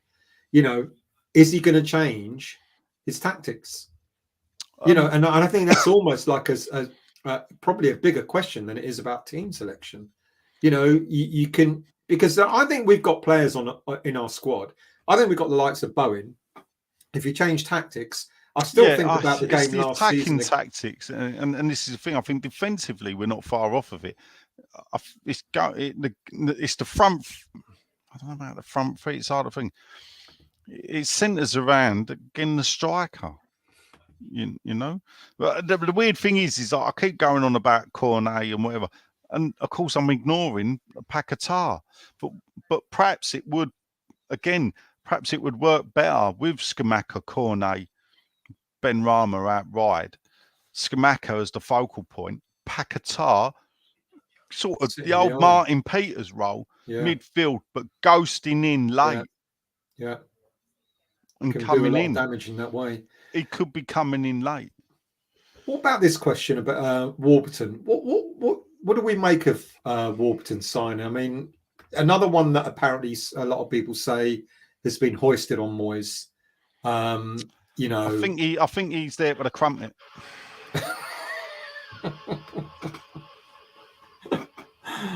Do you think he's? A lot of people are speculating that when Moyes gets sacked, Warburton's going to take over. Well, the reason for that is because of his managerial experience. So if you look at the other players he's got with him, Nolan, I've forgotten the other bloke's name. I think he was on England duty. The other coach that he has. Oh God. Oh yeah, yeah, you know. Yeah, his name's gone. Yeah. So he's a well thought of coach. No managerial experience. Nolan managed Orient, I think, possibly Notts County. Mm-hmm. He did. He actually, I won't tell a lie. He did well, and in fact, it's possible to sack him. The fact that they sacked Nolan, that Notts County ended up getting relegated out of the Football League, but their owner at the time was a bit barking mad. So perhaps he didn't get a fair crack at the whip down in the lower league. Paul Nevin. You know, even when Stuart Pearce was there, Paul Nevin, thank you very much. Even when Stuart Pearce was there, Stuart Pearce's managerial experience, he weren't well liked at Man City as a manager. They thought his football was negative. Well, yeah, ex-defender. Well, and you know, this is the thing, that they loved Keegan, Man City fans. Yeah, not really were too enamoured with the negative football of Stuart Pearce. So Warburton comes in, but Warburton's really only ever done it in the Championship. And I don't think he's ever got a club promoted out of the Championship. Yeah. So been close, but he's been close, but no cigar. So, you know, if Moyes goes, I think they've all got to go. I think maybe not Nolan. Actually, if Moyes went, I'd be looking at Nolan. What, as a caretaker? As a caretaker, manager for the world. See how he gets on. Just while Mark Noble's doing his 3-month managers course until he gets his manager's badge, and then he becomes the manager. Badge. He'll do it in 3 months. Don't worry. You know.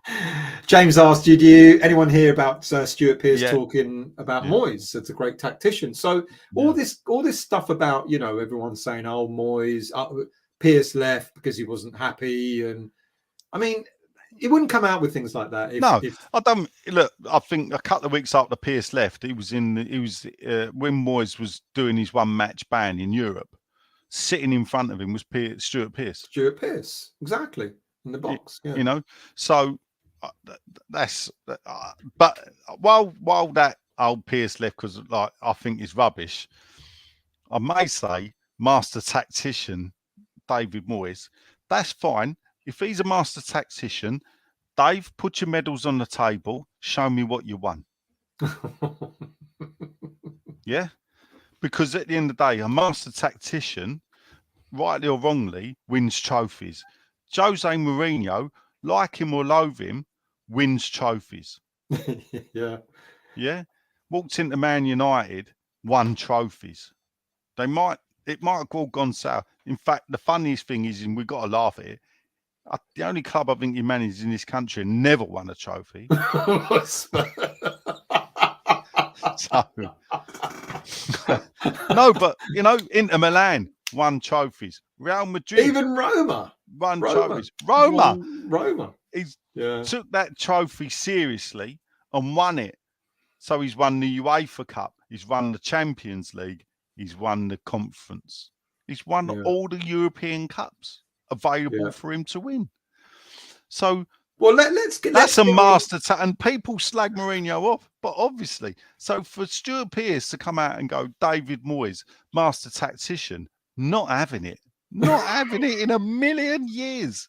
Well, here's a question for you then: if it doesn't turn round for Moyes, if things continue to go sour, what kind of manager?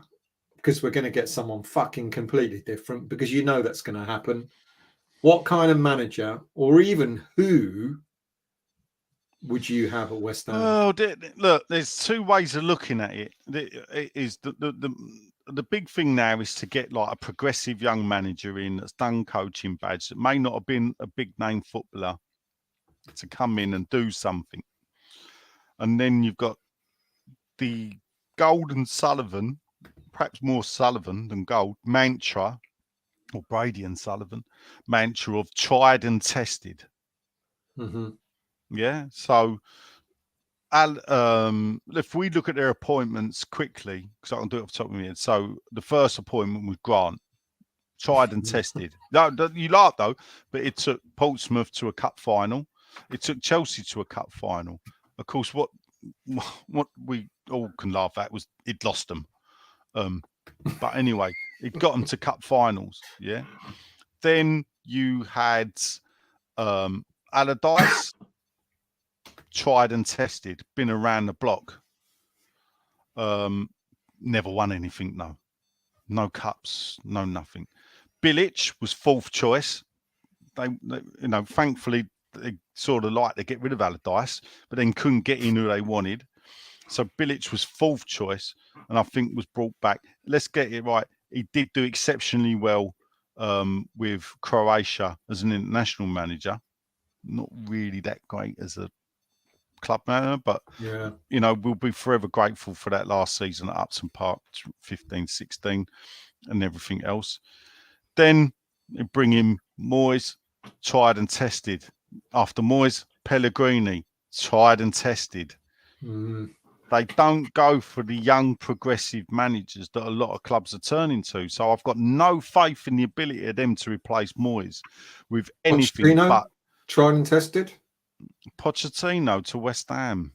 What? Well, all right. Let's run with that since it seems to be the flavour of the day. Yeah. Let's just say, for instance, it's true. Yeah, Pochettino's just turned down Nice. Now, Nice are trying to break into the big time. France. They've spent a lot of money. They've spent. They're bucking the trend of, instead of selling players, their best players, to the Premier League, they're buying players from the Premier League. Mm-hmm. Rightly or wrongly. So they've brought in Aaron Ramsey. They've brought in Schmeichel, even though Schmeichel's not well liked out there at the moment. Things ain't going well. You know, it's what way are we going to go? Well, a lot of people sort of look at with envy with Pochettino's just not. If he's turning down Nice, sorry to finish. If he's turning down Nice, a club owned by the bloke that wants to pay £3 billion to buy Man United. Yeah. So if he's turning them down, is he turning down to join a club like West Ham who have just spent all the money? Yeah, because he'll want to spend more money, wouldn't he? Well, so. But what about? I mean, people look at Graham Potter. People look at Chelsea and say that's what we should have done. You know, an up and coming manager. But you kind of explain that theory. You know, that we're not. You know, the owners are not that way inclined, or the directors, should I say, are not that way inclined. Which means that if you go for a tried and tested, people are talking about Villas-Boas, people are talking about Pochettino, etc. When you say tried and tested, they've been tried and tested in this league, you know. So the only other one is maybe people have mentioned in Mancini, but then he seems to be quite happy even though Italy are not in the World Mancini Cup. ain't going to walk out on Italy to join. You know, it's to join West Ham halfway through a season. That fucking losers trophy. Couldn't even finish first or second in the league, could he?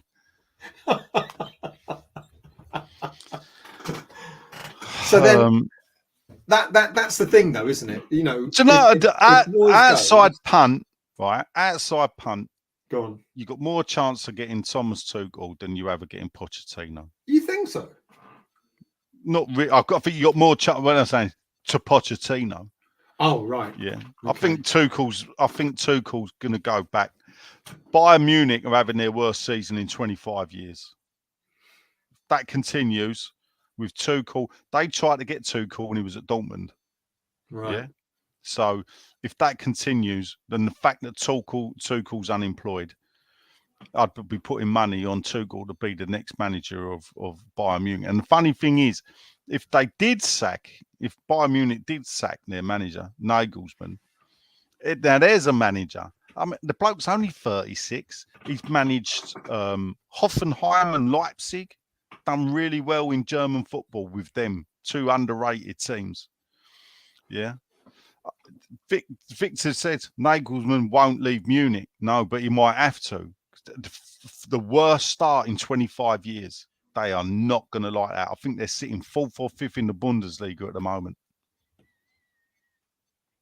But going back to your point of where, you know, the board will only get tried and tested, and I mentioned tried and tested, but only in the Premier League, Nagelsmann will be seen as a more progressive, young progressive. But manager. At some point, if you want to change the fortunes, if you want to change the way West Ham is, you're going to have to do that. The only thing is, and this is where you really then relies on Kretinsky, because if Kretinsky is sitting there going, "Look, you want to buy players, I'll throw you the money."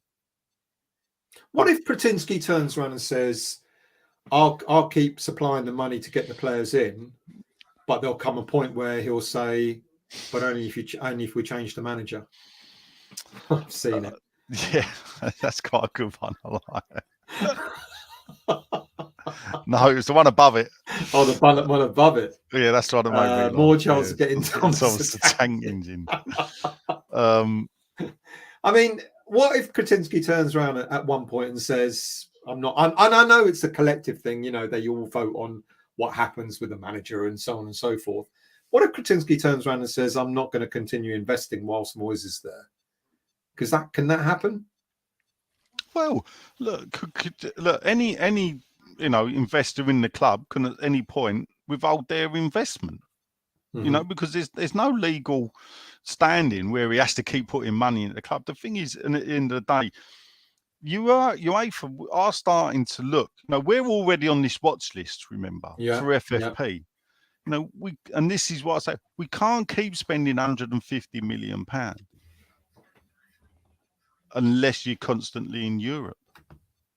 And I know it's early days. The only way for us to finish in Europe next season is to win a trophy. Yeah.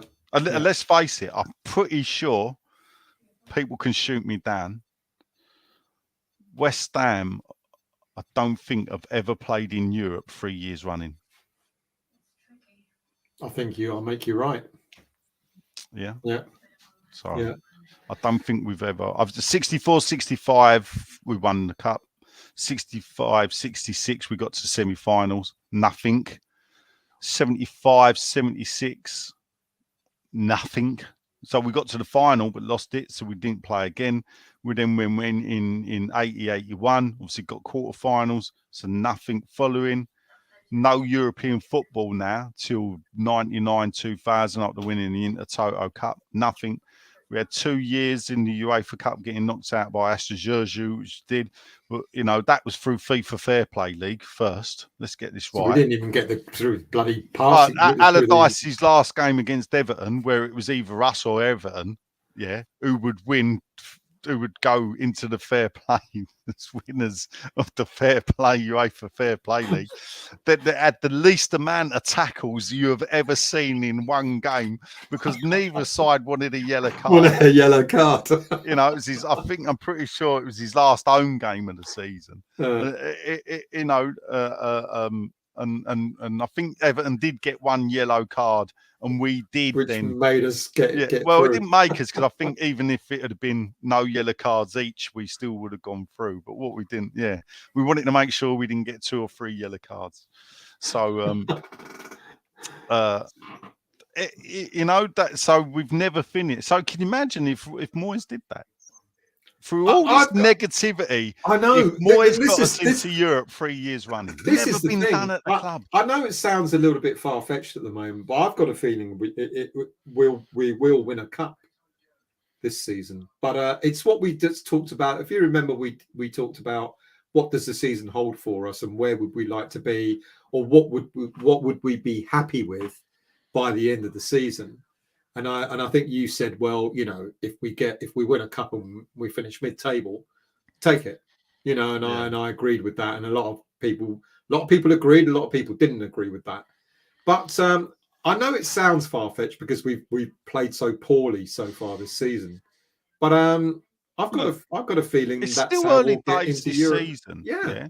He could still get us to seventh or eighth spot. I think if he gets 7th or 8th spot, I think he then sets a club record for the highest consecutive finishes 3 years in a row. Yeah, so we get that. If he can do that and get us into Europe again, which realistically, to qualify for Europe in the league, you got to get to a minimum of 7th, and then you're relying on the League Cup winners and the FA Cup winners being in the top 4 or already qualified for Europe. So which will trickle it down to 7th place. Yeah. So now if he can get 8th, I mean, say he gets 8th for no European football, 8th, he becomes the manager to have the 3 highest consecutive finishes in the club's history. But a lot of fans will say that's regressing. 6th, 7th, 8th. I know. All right. One quick thing. Go on. Someone did say there's a couple of shouts. There's some funny ones. Wayne Rooney's not a bad shout. Daesh probably would be the one. Wayne Rooney did fantastic at Derby, and I don't know how well he's doing in America. But does that count? Not really. But the thing about Rooney is, like Gerrard, is what you're not doing is you're not hiring a tactical man. You're hiring a name. Yeah. Ince is doing well at Reading, yes. But the board will go for Deitch. Company, I mean, we haven't really seen. I know he started off well at Burnley, but I'm not seeing enough of him. Southgate? Well, I think he'll be leaving England after the World Cup. Yeah, I think he will. Yeah. Vieira, but Vieira's got it all. He ain't going anywhere. He's got it. I mean, here's an interesting one. Oh, Brendan Rodgers. This is the other one I saw. Brendan Rodgers. I mean, it ain't a bad shout, is it? Or do people not like Rodgers? I mean, is Rodgers one of those sorts of managers where it's short-termism? And the thing is, Rodgers, he's done well at Leicester. He's stayed around. Whatever's going on at Leicester, the thing is, Leicester have realised because of FFP, they can't keep bankrolling the club the way they are. Yeah. The 2 5th place finishes, they didn't really do well in Europe. Let's trust, dear, oh dear. Yeah. People being silly now. Yeah. Pochettino. But it's far too early in the day to be talking about other managers, because I agree with you. I think Moyes has got until the World Cup. I think it's a massive month for us starting tomorrow, and Well, look, Elbows put in a good soap Who's the still. number one? Who's the number one? Wow. Sean Talk about that Whetstone, later. Edicoms. Nick Killington can put the cones out. But Sean, even if we've lost 3-0, Sean will go, that was a great result. Oh, yeah. It always spin the positive, isn't it? Fucking hell. It is too early, of course, but people would be number one. of course he would. Of course he would. It is too early, though. Yeah. I think I'm really. I think tomorrow's massive, as we said earlier on. Yeah, what he does tomorrow is it's actually determining where we are come Sunday night next week. So 8 days' time after the Fulham game. Big 3 games. Because I think a lot of people sort of like us, if the results are bad, it then becomes, as I said earlier, illogical to keep defending him. Yeah, because I agree. In a way, if he beats Anderlecht, say we get 2 points, say we get 2 draws and beat Anderlecht, in a way, for me, we're still trundling along. You don't. There's no talk of making the change. You lose to Anderlecht, you lose to Fulham, you lose to Wolves. Yeah, possibly. All right, give us a prediction for tomorrow. 0-0. You really do think that, don't you? Yeah, I do. Yeah. Okay. Final word on if he's going to make a change or not, or if he's going to more or less. You've said it. I think this is the. If it goes wrong, it's the last dance of that 11. If he, all right, let me push it one step further. If it goes wrong tomorrow with the same 11, is that his last opportunity? No. Do you think the board will? I still maintain that he's got until the World Cup. But if you lose, and I don't think he will, but if you're looking at worst case scenario, we lose the 3 games in 8 days. Then the pressure, and we know the ownership will buckle under pressure. Yeah, because they've shown it time and time again. They haven't got the backbone that they like to profess that they've got. Yeah. Should we finish off with a bit of history? Have you got something for us? I've always got bits and pieces lying around. While you're looking at that, I'm going to look at results. Dan reckons Wolves will win 2-1, 3-3 from WHU, 4-0 from Howard. Joan reckons it's either going to be a 0-0 or a 5-4. Victor, you can't spend 170 million and keep losing games. Agree. Greg reckons 1-0 to with Skamaka hitting a thunder bastard. Well, let's hope. Usual suspect reckons if we lose tomorrow, their manager. I mean, not that I care much for other teams' managers, but that's a good point. But both managers are under severe pressure. Large could be gone. But do I care?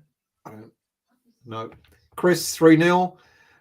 Kevin, my wife says we'll get relegated. John reckons 5-1. Quite a mix there. Sorry, what have you got? I've got a letter here from West Ham United. Dear season ticket holder. Dear sir. This is from West Ham United, by the way. Look, official name. We have received numerous complaints about the use of bad language in certain areas of the lower tier. From our records... Is this recent? Or how long ago is this? From our records, we have reason to believe that the majority of swearing is coming from seats occupied by season ticket holders, and as such, we are issuing you this reminder.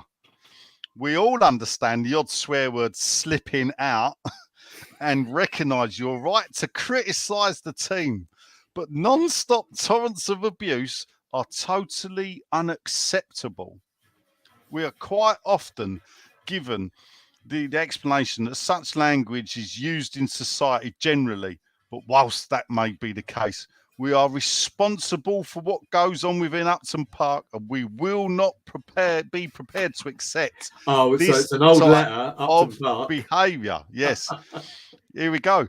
As a result of the complaints, we've instructed the police to increase their resources on the lower tier and to take strong action where necessary. If they consider that the language is severe enough to warrant arrest or rejection, they would receive our support and we would withdraw. As of providing in conditions of issue 2 of the season ticket, it will be withdrawn. Football is under the microscope at present with the talk of the national membership scheme, and all those that are concerned with its future must make a concerted effort to improve the behaviour at the grounds. We hope we can rely on your cooperation. They finish kindly. Yours faithfully, Tom Finn, the secretary. This is a letter sent to the West Lower, that bastion of bad language, of course. The West Lower that sat down, not the North Bank, not the South Bank, no, the this one. And it was sent to fans in March 1989. What happened in 1989, people? We got relegated. Oh, no. Oh. John Lyall's last season. Believe me, that letter, I think, I'd have to double check. I think in March 89, we got beat 2-1 by Middlesbrough. Bernie Slaven scored both of their goals. We were 1-0 up. They scored 2 goals late. Middlesbrough, newly promoted, were also down the bottom with us. Yeah. And it was like fucking carnage, because if we can't beat Middlesbrough, we were going down.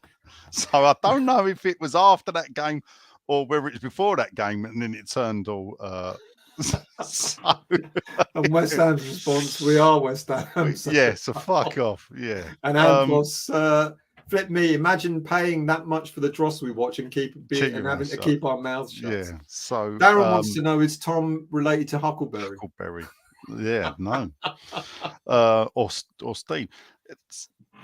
Now, being involved in social media, podcasts, everything, we get to know the listeners, always think.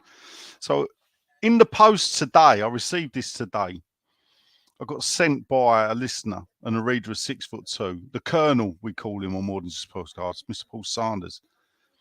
And it's a picture of this record. Yeah. And Paul runs a vinyl shop.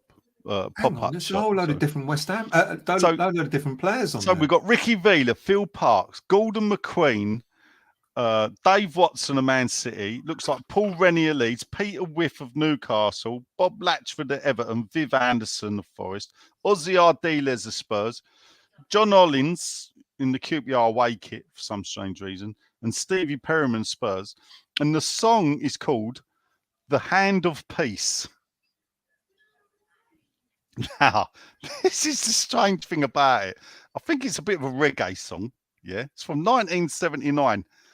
Can you see the autograph? Can you read that? Which one are we looking at? This one at the top between hand and of. Read it. It's difficult to read. Oh, it's a certain Mr. Jimmy Savile. Oh, fuck. So I'm going to get the old record player out and give it a play, and I'm going to record it because I'm dying to know what the song sounds like. I've not been able to find it. Some of the other things I've got is, I'm lucky enough to own some stuff that used to be. There was an old West Ham player called Ernie Gregory. He was the keeper in. Yeah. He joined the club after the war. This is the program from when he died, and he was a coach at the club. He joined the club late 30s. Isn't he the one Phil Parks got? Yeah, Phil Parks loved him. He was Phil's goalkeeper coach, and he died. So I own some of his, bought at auction, some of his private. What we got here is a photograph here, and Ernie is here. This is during the war, and recently. Theo, Theo Athanasius? Yeah. Theo went to an aircraft hangar. Don't ask, you'd have to ask him what he was doing there. But anyway, and he sees there's a display there about West Ham during the war playing the local aircraft, the team from the village where this aircraft hangar is, up by Huntingdonshire. And in the cabinet is this photograph, and they list all the people. So I only knew Ernie. But what this is this is the West Ham players from 1939 doing manoeuvres. They were in the Territorial Army, and 3/4 of these players, in the people in the photograph, are West Ham players. Most of all went on to win the World Cup for West Ham.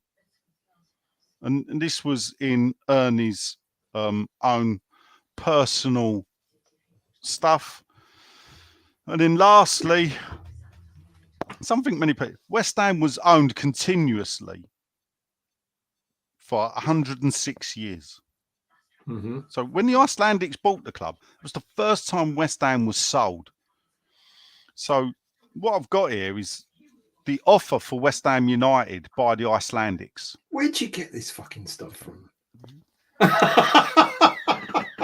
So Terry Brown says, so it says the boards of West Ham Holding and West Ham are pleased to announce the terms of recommended cash offer by West Ham Holding. West Ham Holding was the Icelandics, to acquire the entire issue to be the capital of West Ham. So West Ham Holding has received irrevocable undertakings to accept the offer in respect of the 16,772,768 West Ham shares, representing 83% of the existing issued share capital. The rest, 17%, was possibly owned by single individual fan supporters, because back then you could actually buy shares. Terry Brown said, since promotion back into the Premier League, the club has invested funds wisely. Many people may disagree with that, Tel. But basically, then what we get is a list of who owned what share. Mm-hmm.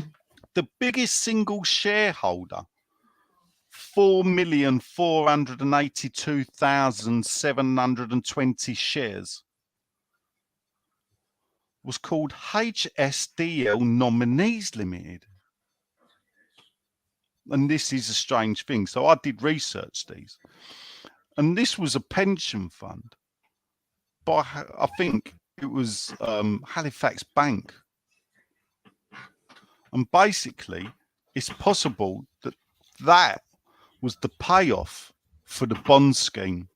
Because the bond scheme was insured and underwritten, I think, by the Bank of Scotland or something, who Halifax took over. And because it was insured and underwritten by them, when the bond scheme failed, they had to pay out West Ham. And what they did was they took shares. The second largest shareholder was Terry Brown. Mm-hmm. The Arnold Hills Trust. Yeah, Arnold Hills Trust. These are the shares that Arnold Hills bought. And it was held in a trust for 106 years. 1.75 million shares. That was 8.7% of the club that they owned. Terry Brown, who many people believe to be the owner of the club, he owned just 13% of the club. So why was it perceived that he was because he was the chairman? Oh, right. See, but what made him chairman was that he had the backing of the shareholders. So when he became chairman, he had less shares. But the Kearns family and the Hills family, and at the time the Pratt family, they backed Terry Brown to be chairman. Continuation of what they were doing. So, yeah. There's 1, 2, 3. So the Kearns family had trustees of the Kearns Trust. Then you had Sally Kearns, Martin Kearns, Robin Kearns as well. And there were 3 different members of the Hills family. So, WHU reckons that you need to start doing invite tours of your shed. Yeah. Yeah. There's a question. Actually, I'm going to go back to the question that Paul asked in a minute. Old Brown left us in the brown stuff during his reign. We've been owned by some rotten apples. But as it shows, and this is the thing, when he owned us, he never owned us. He never owned the club. If you think of an ownership like Sullivan, so if you think Sullivan's the largest shareholder now. Terry Brown does still have shares in the club, so he had to sell them when we sold to the Icelandics, and then he was invited back in when they went bust. And I think he owns 3% of the club, or might be less, but he does own that part. I'm gonna go back to a question that was asked, which is historical, not as interesting. Sorry, Paul, not as interesting as what we've just heard. But Paul wants to know: here's a bit of trivia. Bill the DJ in the tiny box hovering above the tunnel at Upton Park once played Bubbles at half speed by mistake. He says it's true. It's possibly true because the Bubbles he played was the single. I think it was the 75 Cup one that he was playing, and obviously that would have been 45. So that was Bill Renfrey was the DJ, and he used to sit in a little square box that he had to access by a ladder from the director's box. So they had to get a wooden ladder down into the roof of the box. Bill had to climb down and sit in there the whole game. In fact, for an hour before kickoff, watch the game, do the halftime stuff, and then Could you imagine a certain someone? No, I've pointed this out to him. That no, he won't get him through that hatch. I'll tell you that now. It's an in-joke, people, but I'll explain it to one or two of you over a drink. What I just mentioned. Terry Brown, doesn't Terry Brown still have shares in the club? Yeah, he does. So. And didn't he make a killing? Someone said, here we go. John said he made something like 30 million out. Well, if we look at I think the price is here, what they paid for it. So they paid £4.21 per share. Yeah, £4.21 per share. Now he's saying 30 million. Of £4.21 per share, we could get the calculator out. Terry Brown owned 2.7 million shares. There we go. 2.7 times £4.21. That's about 11 mil. There you go. Nowhere near what people think. Yeah, it's about 11 mil. Right, we've done 2 hours and 17 minutes. I can't fucking believe it. Yeah. I hope you enjoy it. It's a little bit different. We do talk about, I don't know when you joined Morning, John. I'm sorry, mate. You've heard all the historic stuff because we did talk about all the stuff about Moyes and the team and all that sort of stuff. Any last words? Well, in answer to Kevin's questions, I don't believe it. Answer whose questions? Kevin, I don't believe it. Listen, I don't sound like him. My family will tell you I'm bloody him. Listen, it's what it is, isn't it? Look, always. Well, it's not a pleasure because you're a co-host. I can't say thank you for coming on because No, that's right. I get my title right. Someone asked me about 3 hours ago when I'm going on holiday. I'm going on holiday in a couple of weeks. Well, I'm going over to Belgium next week with Mr. Peters and a few others, and then I'm off on holiday. So I'm going to need someone to do my shows when I'm away. Fucking hell, that would be chaos if I did it. Perhaps I'll give it a go. Well, I'll tell you what. We'll speak to Dan. Sunday night still with Nigel on a Monday, but he'll do it on Tuesday because he couldn't remember. Just in case I don't get to do it on a Monday. No, seriously, mate. If you think Stell's like people, you should see me.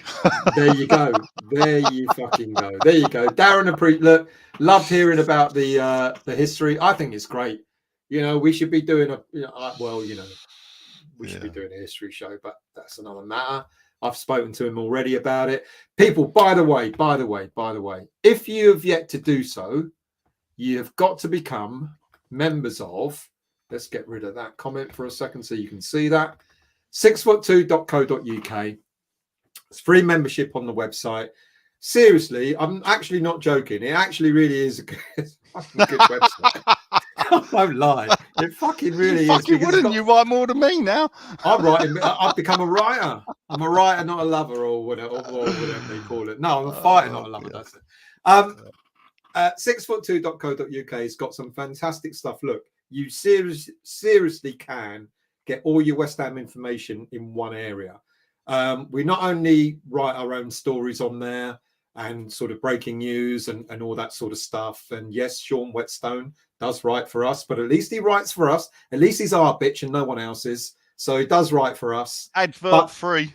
Advert free, by the way. No so pop-ups. you think about all the websites you go on, and every time you try and read a story, it takes half an hour to do so because you keep getting adverts. No adverts on here. And if we do go for adverts, they're not going to be thrown straight into the stories. They'll be on the side and all that. But anyway, there's all those. You can link up to all the other West Ham websites if you want the information there. There's also linked to all the More Than Just a Podcast shows that are done. There's also links to all the videos that are done on the West Ham Voice and Claret and Booze. And also there is a history page. And Nigel does write, there we go. Neil says, I like the history stuff. There's also an awful lot of stuff that Nigel writes about the historical side of West Ham. And the good thing is also he links it up to, on occasion, he'll link it up to the upcoming games. Like you did a piece, I think, recently about a historical story about Chelsea when we were about to play Chelsea and stuff like that. So there's a link. So if you have yet to do so, become a member of 6foot2.co.uk. It's free before you have to start paying for it. It's just an email address. That's all you want, mate. So it's just an email address. There's no charge. Yeah, exactly. Free. That's all you got to do. That's all you got to do, mate. I guess I'll see you tomorrow. I guess you're going.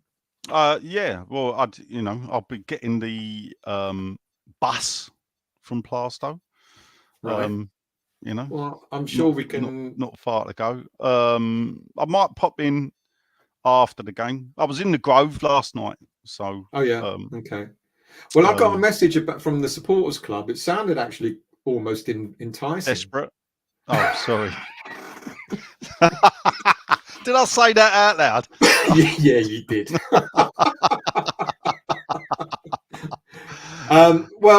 Let's chat. The people knew what we were laughing about. Let's chat, and we'll I'll see you tomorrow at some stage. Thank you all for watching. Really, really appreciate it. I hope you enjoyed it. We'll be back. I don't know if I don't know how regularly we're doing the Friday nights, but we will be coming on the occasion every 2 or 3 weeks. Every 2 or 3 weeks. There you go. So thank you all for watching, and we'll see you all soon.